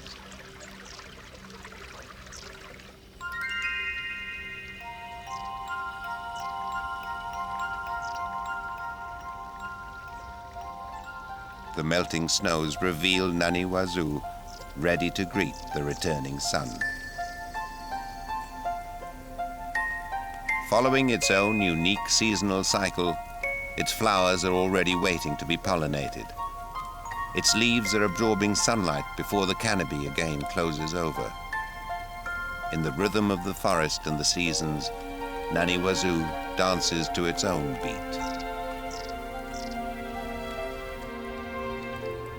The late winter sun warms the trunks of the beeches, and with the dripping meltwater, there's bare earth at the base of the trees. And tiny spring ephemerals take their one chance to bloom. Like the strange Naniwazu, they can only compete by staying a step ahead of their rivals. The melting snow reveals more and more leaf litter.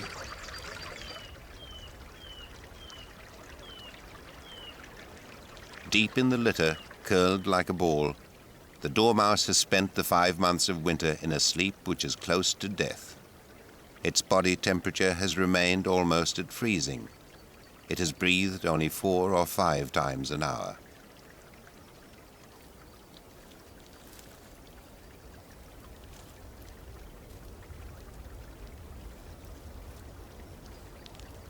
As warmth returns, it stirs and begins to wake.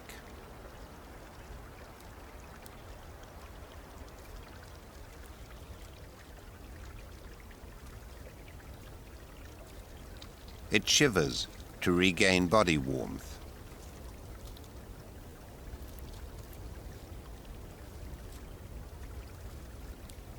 Its heartbeat increases from its resting rate of 50 beats a minute to 500.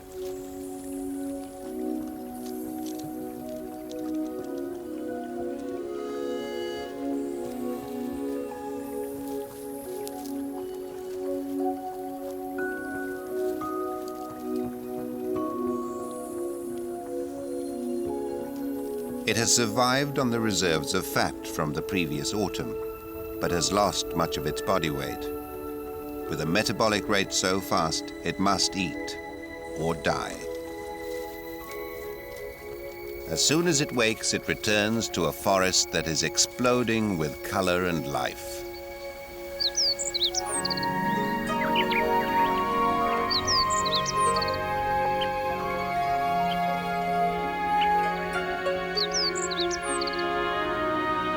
With the orchestrated precision of a symphony, the forest reacts to spring. Dogtooth violets bloom just in time to attract their pollinator, a butterfly which the Japanese call the goddess of spring.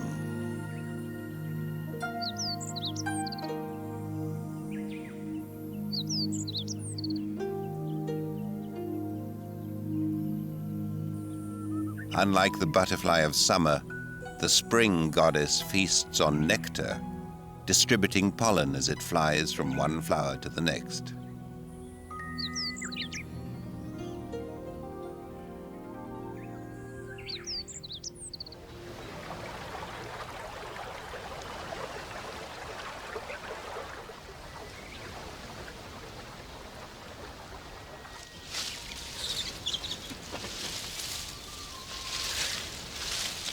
All the macaques of the troop have survived winter, and more will be born this spring. For the juveniles, it's time once again to play.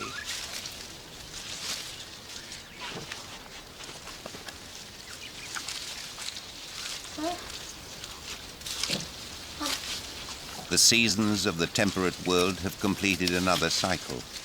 Once again, there is plenty of food.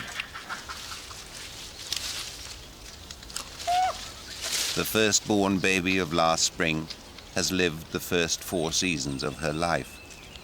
As she grows, she will never cease learning about her forest from her mother and family.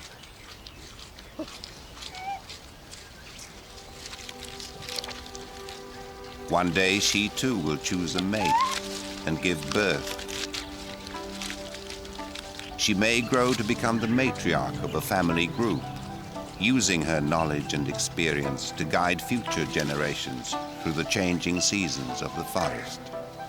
As the forest, in its turn, follows the ancient rhythms of Asia's temperate world.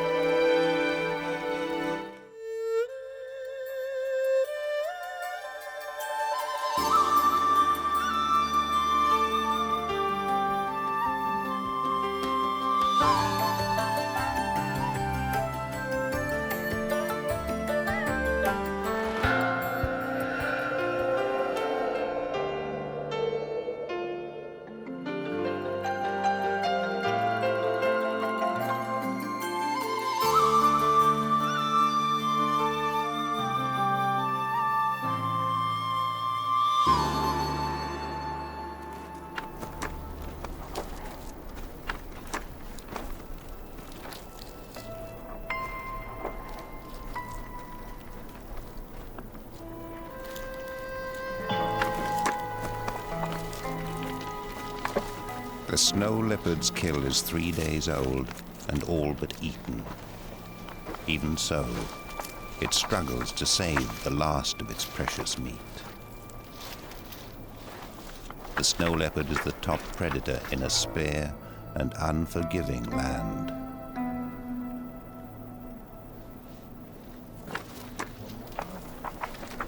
It drags what was once a barrel.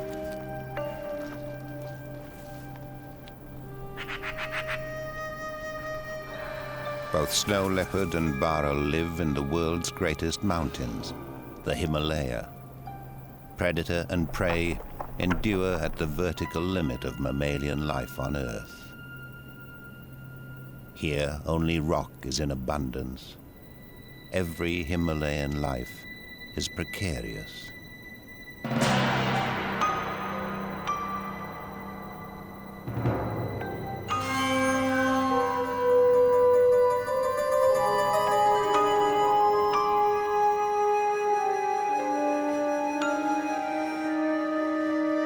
16,000 feet up, a lungful of air contains only half the oxygen of a breath taken at sea level. At any time of year, the temperature can plummet far below freezing. And the wind never stops.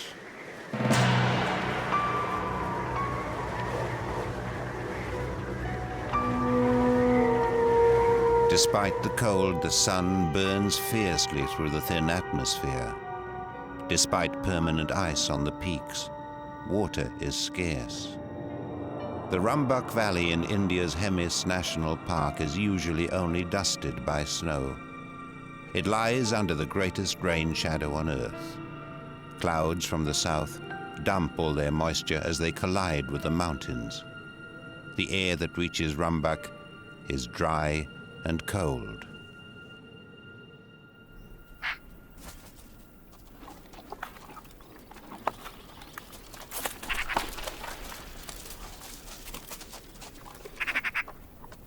The snow leopard hates to share its kill. The cat hunts alone, in the twilight and at night. Only very rarely does it reveal itself to its prey or to humans. Stealth and mystery are its greatest weapons.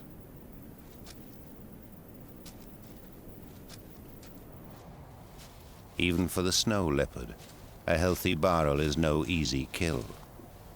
Barrel are at home on the sheer cliffs, where a predator in pursuit of prey risks plummeting to its own death.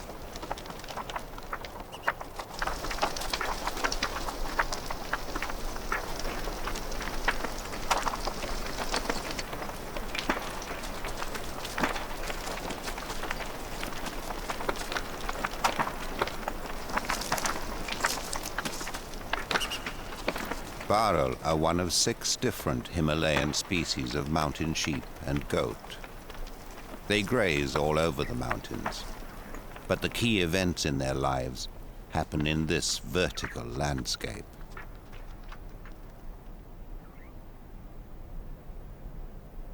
To extract maximum oxygen from the thin air, barrel blood is rich in red cells.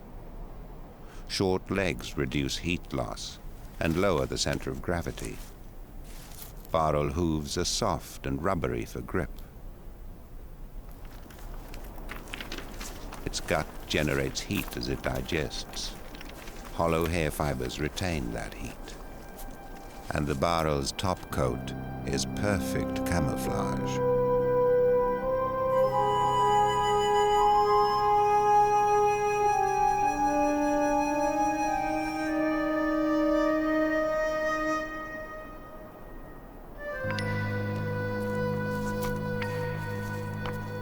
Like the barrel, the snow leopard is a specialist mountaineer. It too has short legs. Its ears and testicles are drawn deep into its multi-layered fur coat. In extreme cold, it will wrap itself in its lush tail. December in Rumbak Valley is the time of the barrel rut. For most of the year, mature males live apart from the main herd. Now they follow the scent of females, who are almost ready to breed. For 2 weeks, mating will be the barrel's obsession.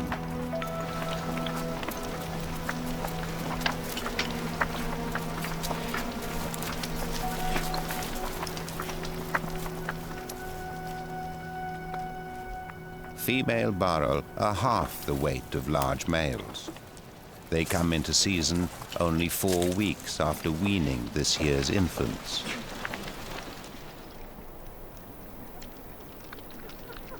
Penis mouthing is both threat and promise.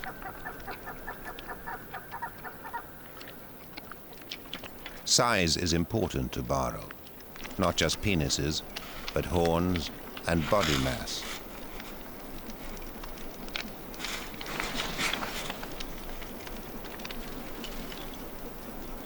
Males move quickly from display to direct contest.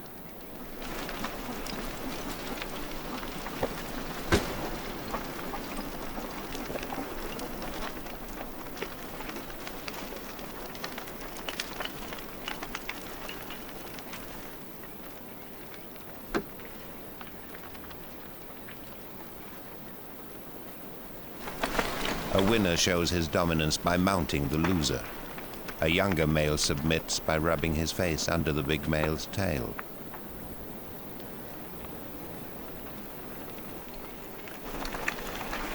During the rut, males study female urine.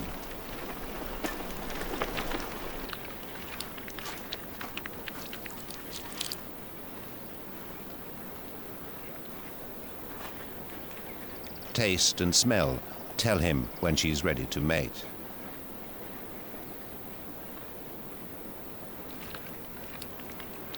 The dominant male postures for a female he detects is ready.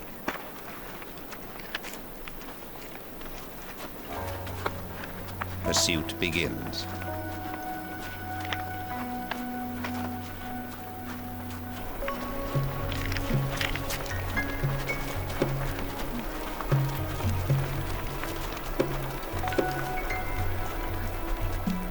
Females always run from their suitors. More nimble, they head for the cliffs.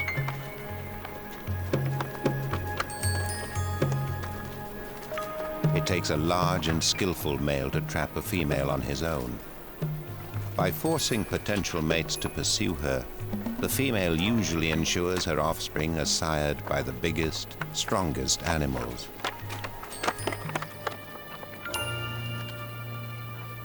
Soon the whole herd occupies the rutting cliffs. Even if they fail to establish dominance, males still try to mate. But to pass on their genes, they must fight dangerous battles.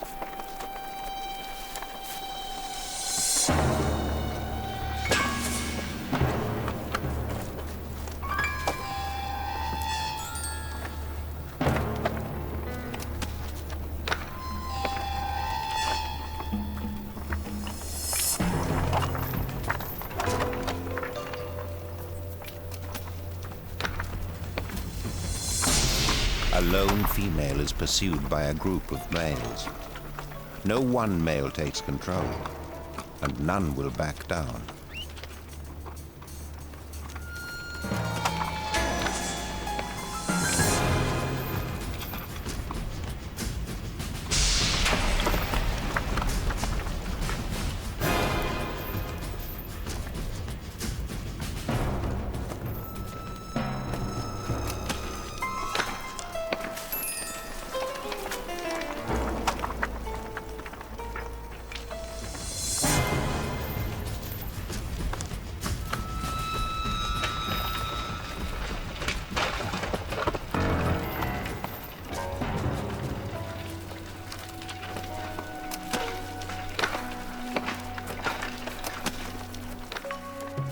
On another part of the cliff, the dominant male goes unchallenged.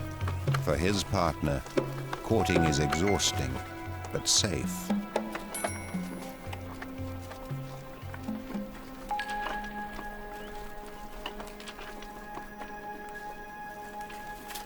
Success at last.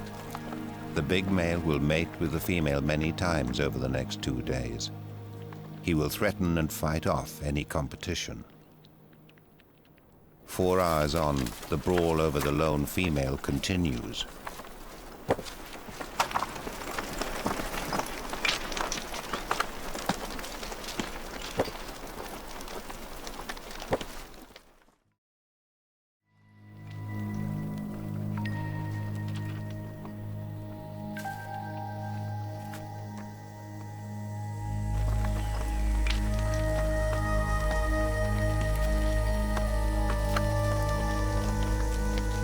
During the rut, Barrel take huge risks. They neglect to eat and drink. Mating leaves the herd exhausted and some injured.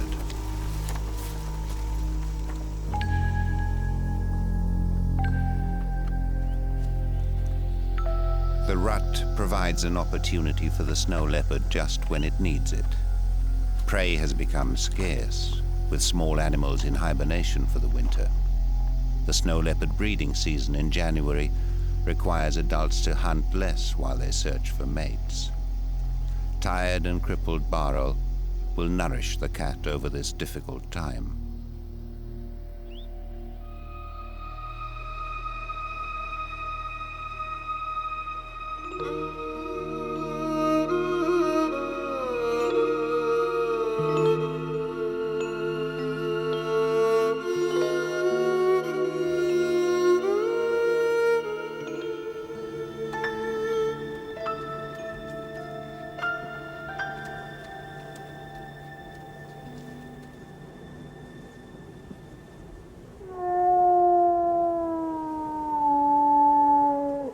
Higher up the valley, a young Tibetan wolf has been driven from the pack into which he was born.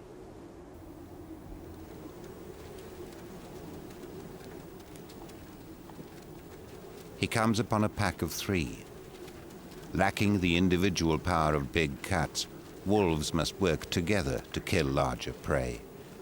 The lone wolf is desperate to join a pack.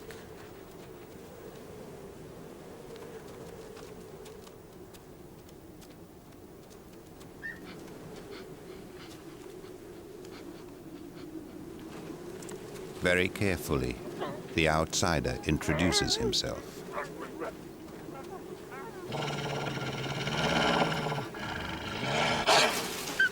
A pack that can kill large prey with 3 has no need of a 4th mouth to feed.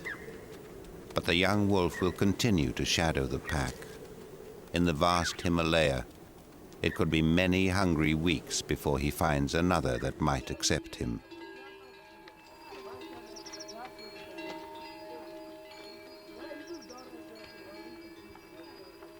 Humans have lived in Rumbak for hundreds of years. The Himalaya is an intersection of great cultures and nations. It's a terrible place to farm, especially in winter. Families depend on the milk and meat of domestic animals. Their dung is essential fuel. The farmer's Buddhist code demands they don't kill wild animals, but that belief is sorely tested. Domestic stock are an easy opportunity for predators.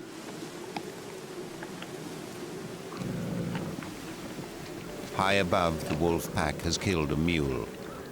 They make the most of the carcass.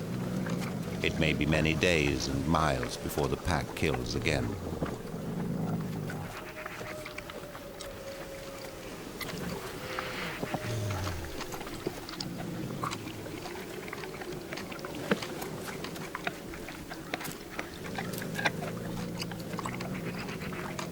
Feeding, the pack's strict hierarchy is clear.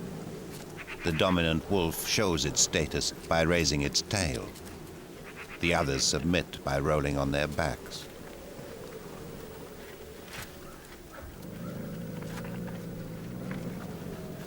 The lone wolf can only watch. Like the magpie, he is a scavenger.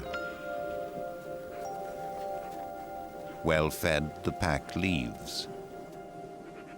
The young wolf waits until they are far away.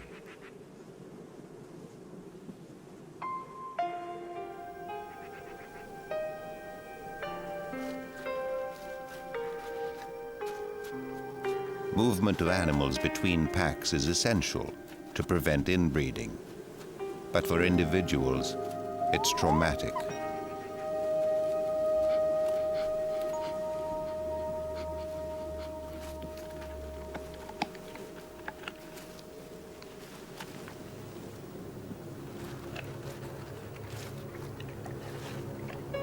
The outsider is justifiably wary. If the pack finds him on the carcass, he may be killed.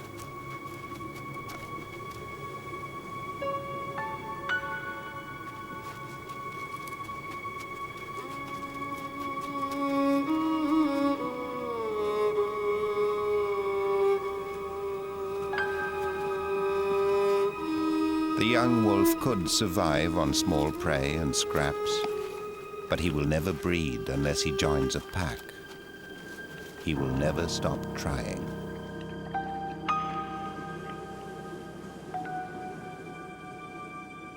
A bearded vulture waits for the lone wolf to leave.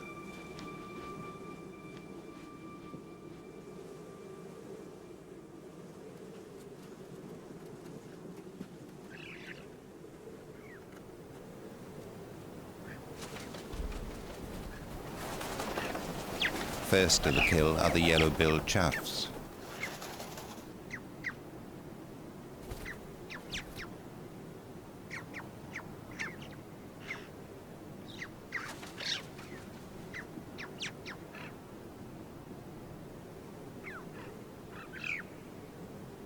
The bearded vulture is in no hurry. It will circle the carcass many times to ensure the wolf is long gone. With a wingspan over 9 feet, there's no quick getaway.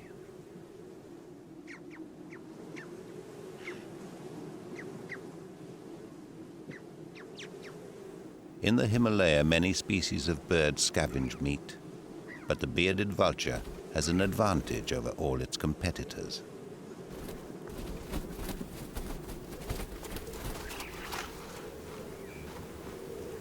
It eats bone.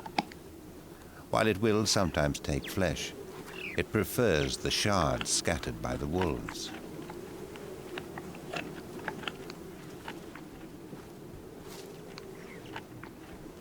To digest its hard diet, the bird's gut is highly acidic. It can swallow bones up to 10 inches long.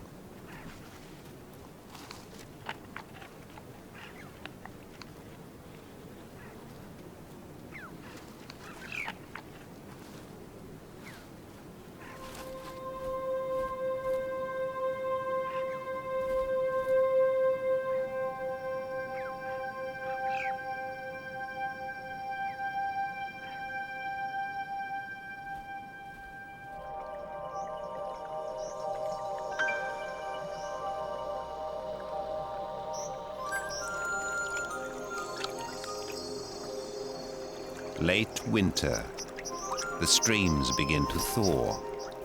Insect larvae have survived beneath the ice, where only the dipper is tough enough to hunt them.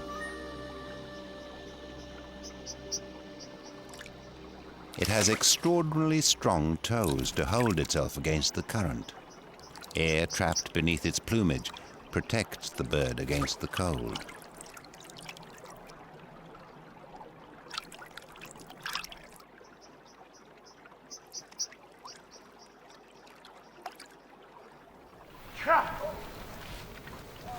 In spring, people plant barley and peas.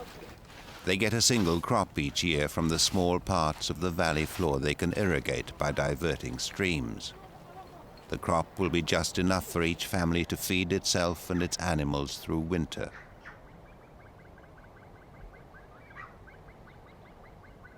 As the days lengthen, many animals climb. The upper slopes are no longer barren.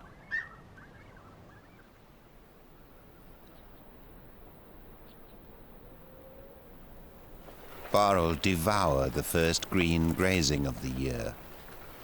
The females are 2/3 of the way through their pregnancies. Straight after the rut, the older male barrel left the females and young to form separate herds. Female barrel have their own hierarchies. Dominant females get right of way on the cliffs and better access to food. More plentiful grazing means they now have the energy to fight.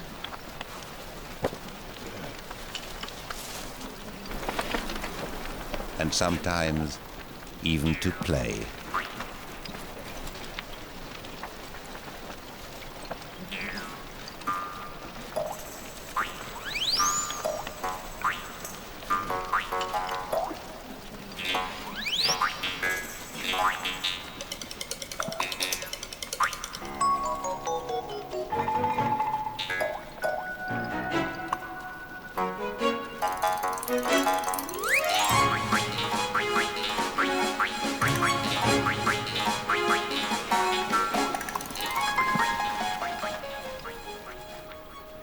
On the slopes above, the male Baral herd faces colder weather.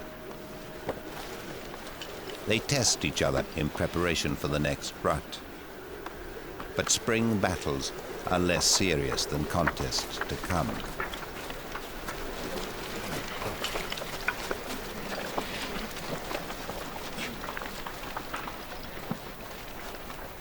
The male herd grazes on the tough, less nutritious plants that grow in the upper valley. The split from the main herd ensures large males don't compete with pregnant females for the best food. This spring, a male wolf lingers in the upper reaches of Rumbak Valley. Wolves prefer to hunt in the open, where they can wear down their prey over a long chase. The wolf would struggle to bring down an adult Baral male on his own, but the female and young Baral herd across the valley is a good prospect.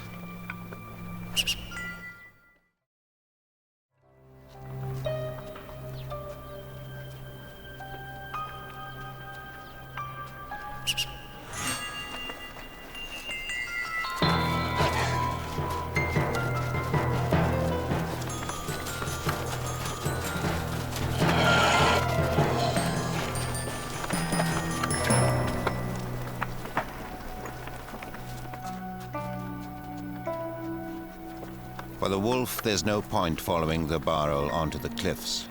He lacks the agility to kill there.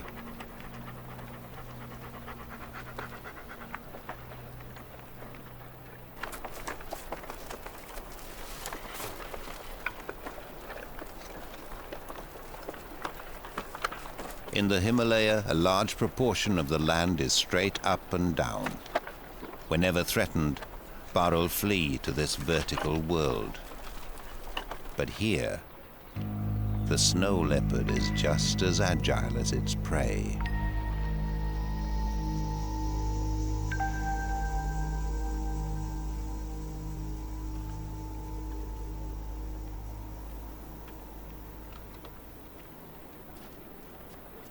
A female wolf waited while her mate tested the Baral herd. Usually they would hunt together, but the female rests often. She is wary and seldom moves from a small territory. Her teats are extended. She has priorities other than hunting.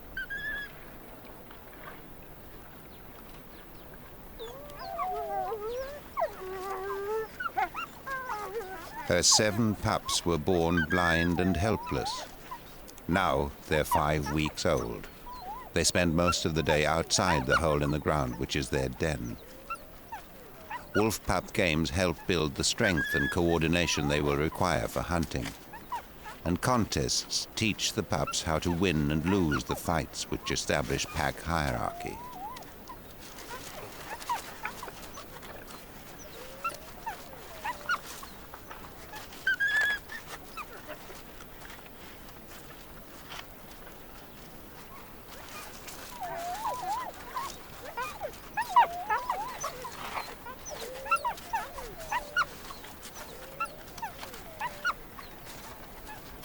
While the pups are out in the open, the male wolf guards the den. He knows the attraction of his pups to eagles or even other wolves.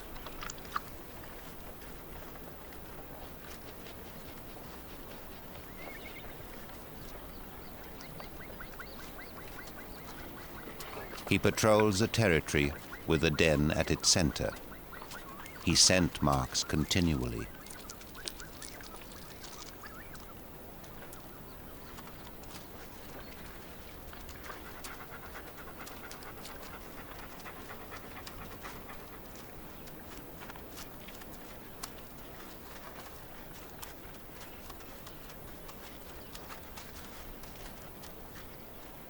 Each morning and evening, the wolf proclaims his domain.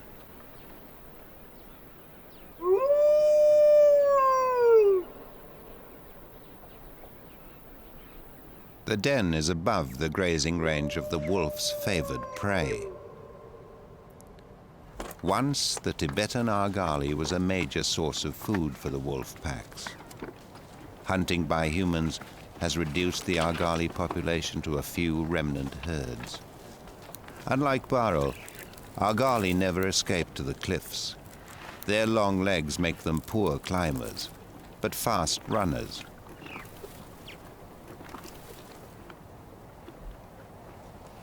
The argali is the largest sheep in the world. This male's skull and horns weigh more than 40 pounds. As much as for meat, they have been shot for their trophy heads.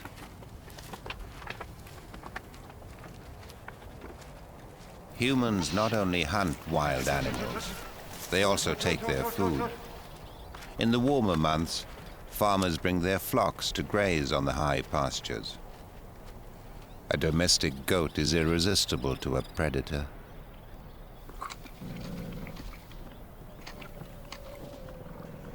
The wolf family is always hungry. The male wolf doesn't even waste the skin from an old kill. He hunts for a family of 9. To ration its consumption, he stashes the remains of a goat well away from the pups.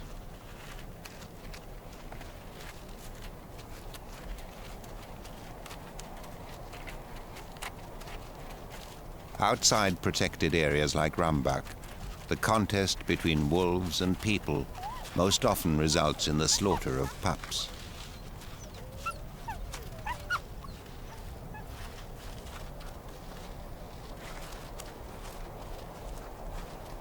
The pups first tried meat 2 weeks ago. They've developed voracious appetites, but they're still too small to rip the meat away from bone.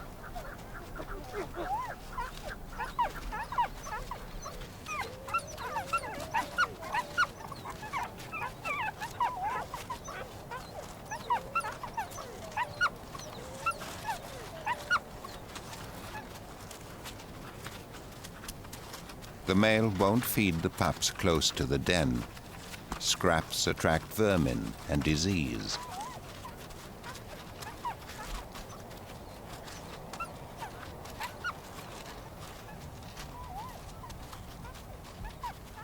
By licking at their father's mouth, the pups force him to deliver.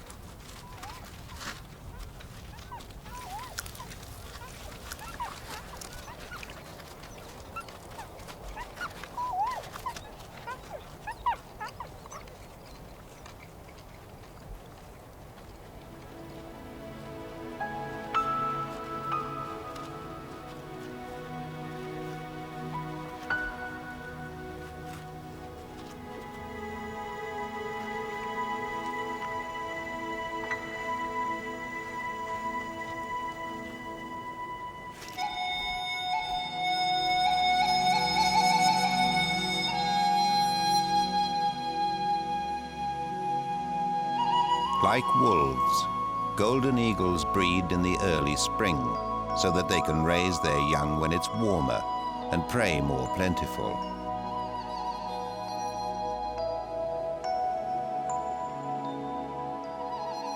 The eagle chicks are 3 days old. They hatched a day apart, but already the eldest is clearly in charge.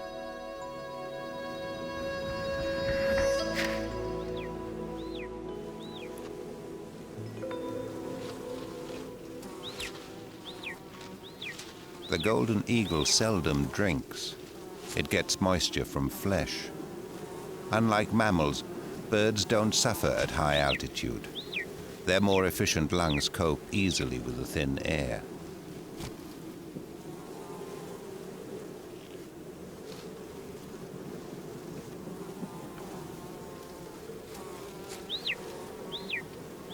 The adult feeds the dominant chick until it can eat no more. Only then will it feed its sibling.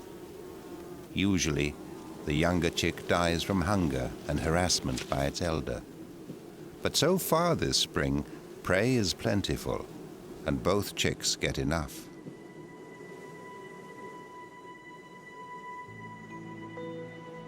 Golden eagles have nested on this ledge for more than 100 years.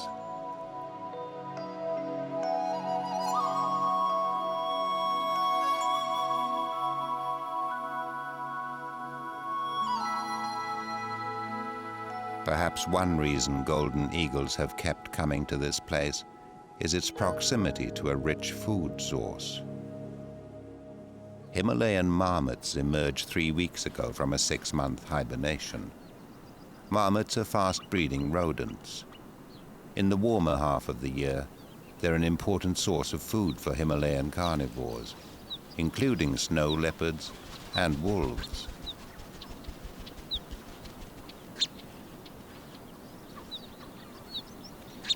Marmot burrows honeycomb a sunny slope. Their diggings and droppings encourage grass growth. Despite the risk from predators, they spend most of their days above ground. Marmots must pack a year's eating into half that time.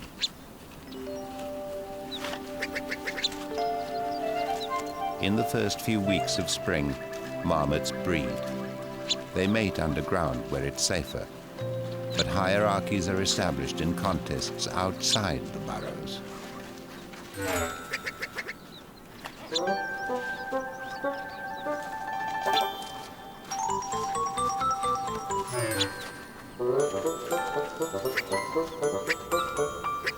Marmot battles can be serious, but this match is as much ritual as fight.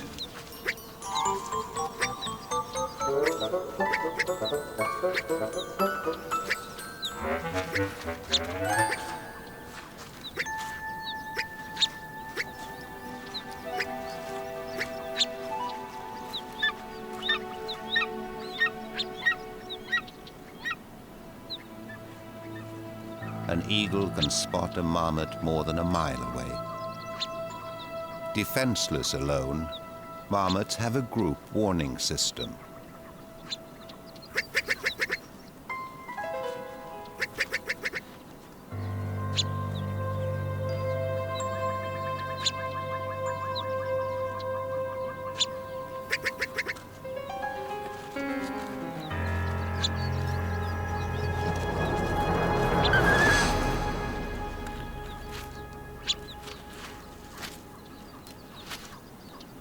The marmots waste no time in getting back out on the grass. The death of one ensures the temporary safety of the colony. The cliffside nest is without shade all afternoon. The air is a few degrees above freezing, but direct sunlight can heat a rock or an eagle chick to more than 100 degrees. With only thin down to protect them, the eagle chicks could easily die.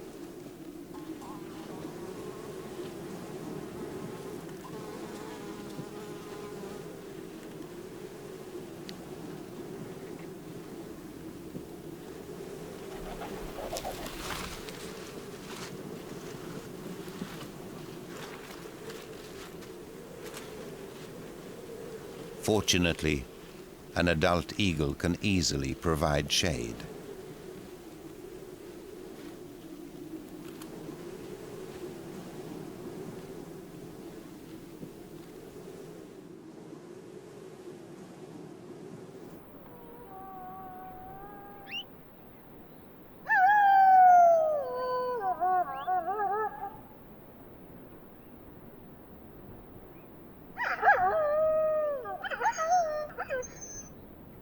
The wolf family stays at the den only as long as it must. Settled, they are most at risk from people. The pups are now 7 weeks old. Their mother will not suckle them for much longer.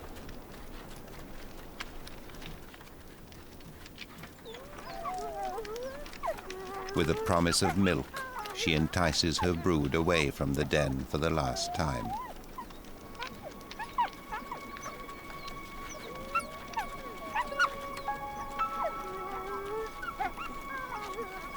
The male will lead his family many miles before he allows them to rest. The pup's endless roaming across the Himalaya has begun. It's likely that only a few will survive even their first winter.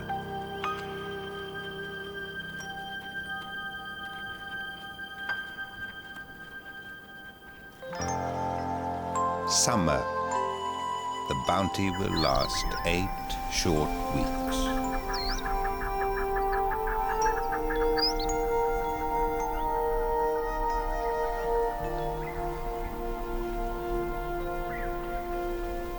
The valley floors are irrigated by snow melt off the peaks, but steeper slopes remain dry. New growth must cope with burning sun and freezing nights. Astragala's fur acts as insulation in both extremes. Pods are a greenhouse around tender new seeds. Other plants hug the rocks to stay out of the chilling, drying wind. For Barul, these are the months of plenty. They convert summer growth into fat. They shed old winter coats and begin growing new ones.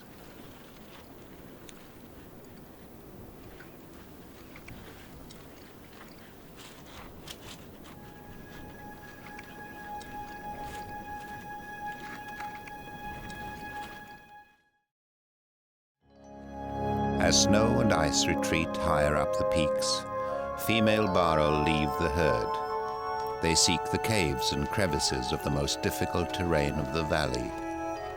They are about to give birth.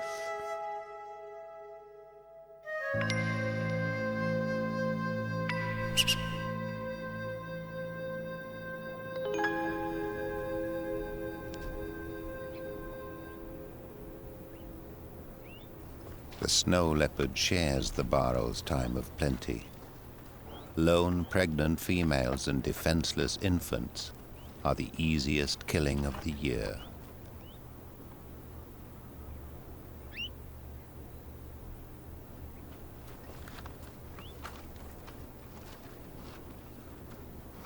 In the meadows below, there's the chance of fresh food for another ferocious predator, the tiny Himalayan weasel.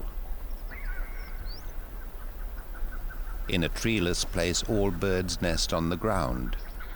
Horned lark chicks merge with the new grass of the meadows.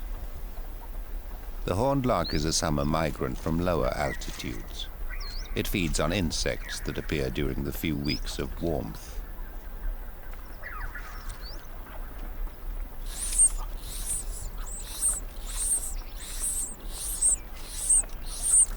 Wary of attracting predators, the adult male stops only long enough to shovel in food and clear away the infant's fecal sacs.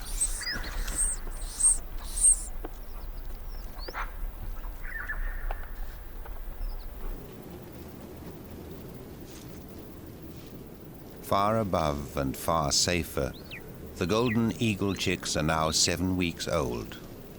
That both chicks are still alive is testament to the bounty of the marmot colony and the hunting skills of the adults.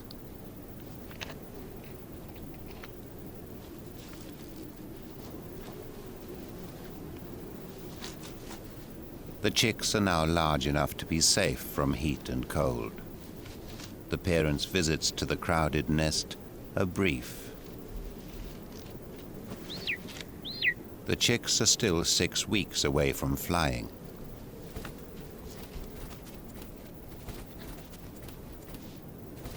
Each chick now eats almost as much as an adult. Conveniently, a new source of food is now available.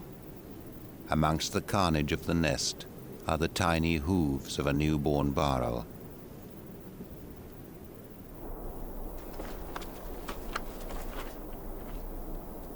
Two days after birth, Barul kids and their mothers rejoin the herd.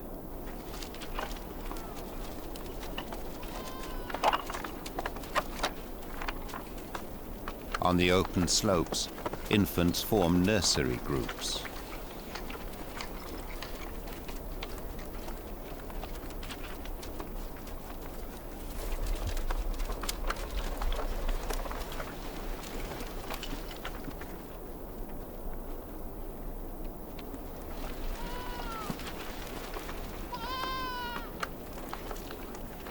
Kids demand milk. In lean years, infants may be kicked away after a few seconds feeding. This year, mothers let their young suckle often and long, a sign that food is plentiful.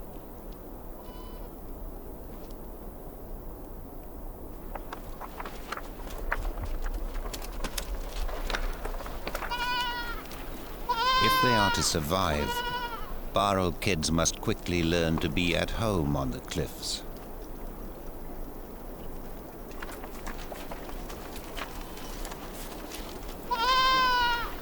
Barrel mothers climb with their young. Twins are rare. Females invest all their energies in a single kid. Like marmots, Barrel infants are hunted from every quarter. They have only the vigilance of their mothers for protection.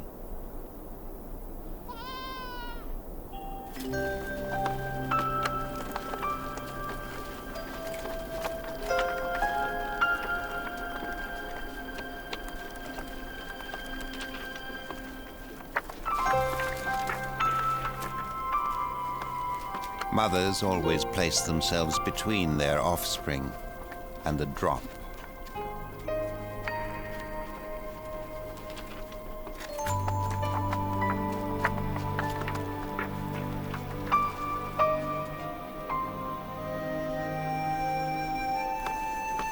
The infant-mother bond will remain strong even after the kids are weaned at 5 months.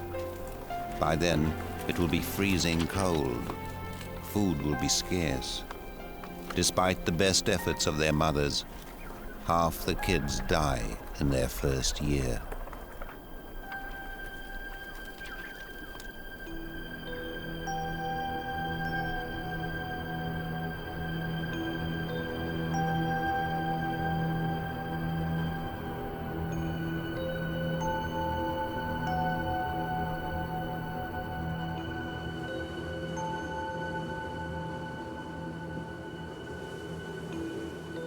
Autumn.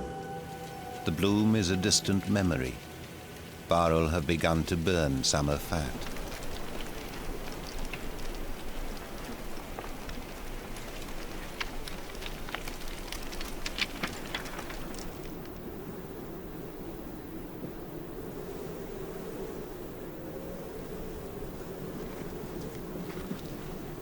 Tough times too for the snow leopard. Marmots are in hibernation under frozen ground. Barrel are yet to exhaust themselves at the rut. Cold feeds the cat's hunger.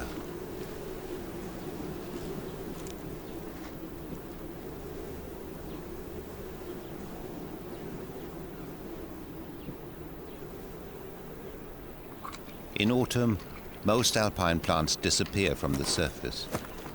Barrel must burn precious energy digging for roots.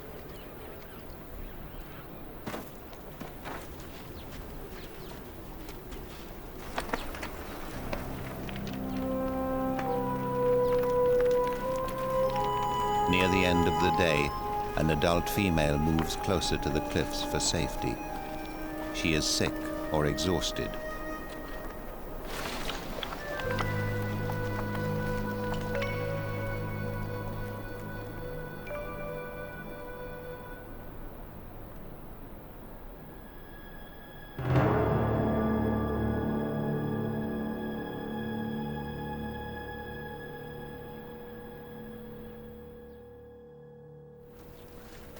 The snow leopard killed the young female just before dawn. The rest of the Barrel group have fled far up the valley.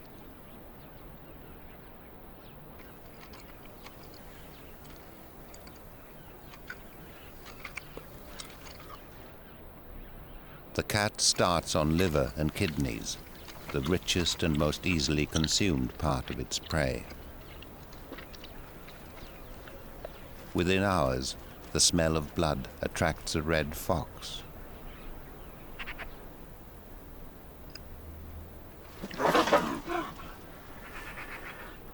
Magpie and fox know the cat has killed far more than it can eat at one sitting.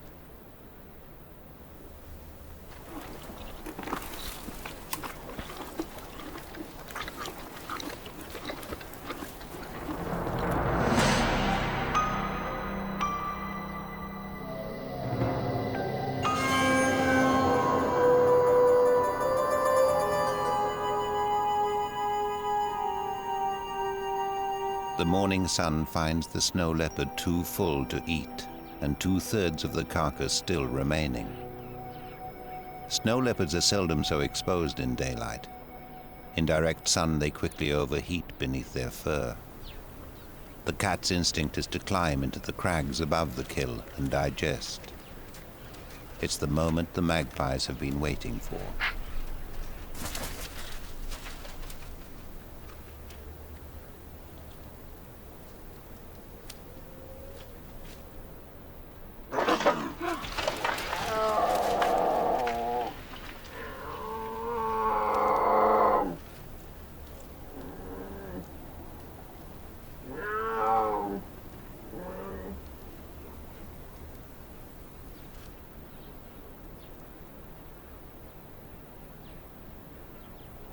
The bearded vulture won't land with a snow leopard anywhere near the carcass, but its presence is a flag to other scavengers.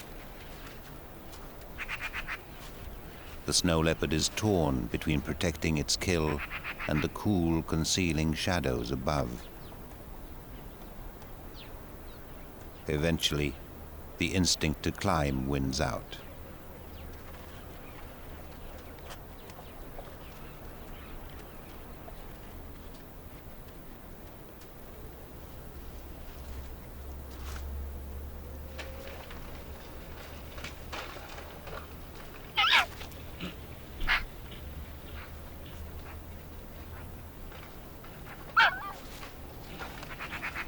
The snow leopard has been gone for only 10 minutes.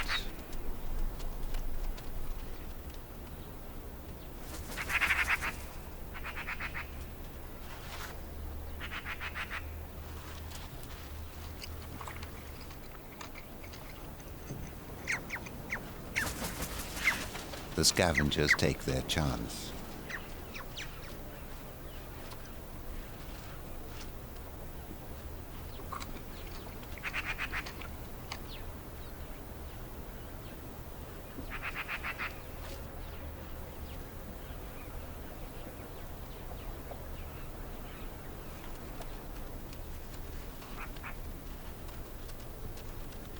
After just half an hour, the snow leopard is forced to return.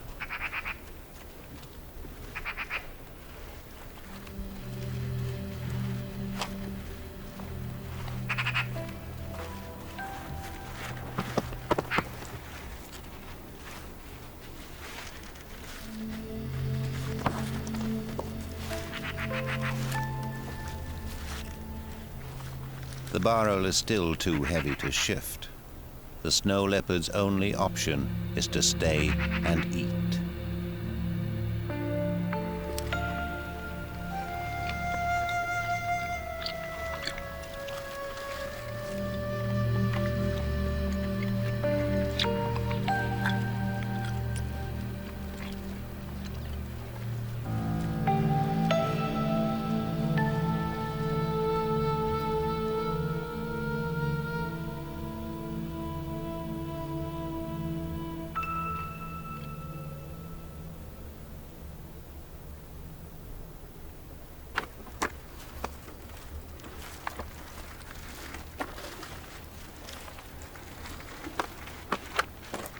Three days after it died, the barrow carcass can be dragged. The snow leopard begins the exhausting haul to save the last of its precious meat.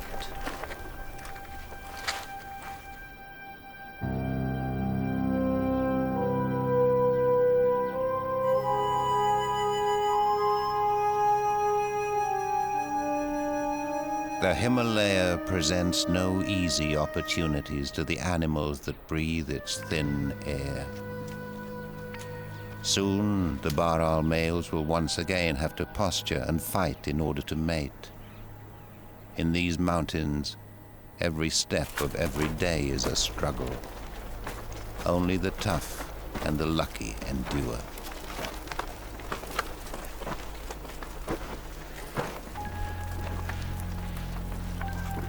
Tonight, the snow leopard will finish its kill. Then it will disappear into the shadows, its mystery preserved until the chance comes to kill again. Sri Lanka's and Asia's challenge is to strengthen and defend these refuges between two worlds.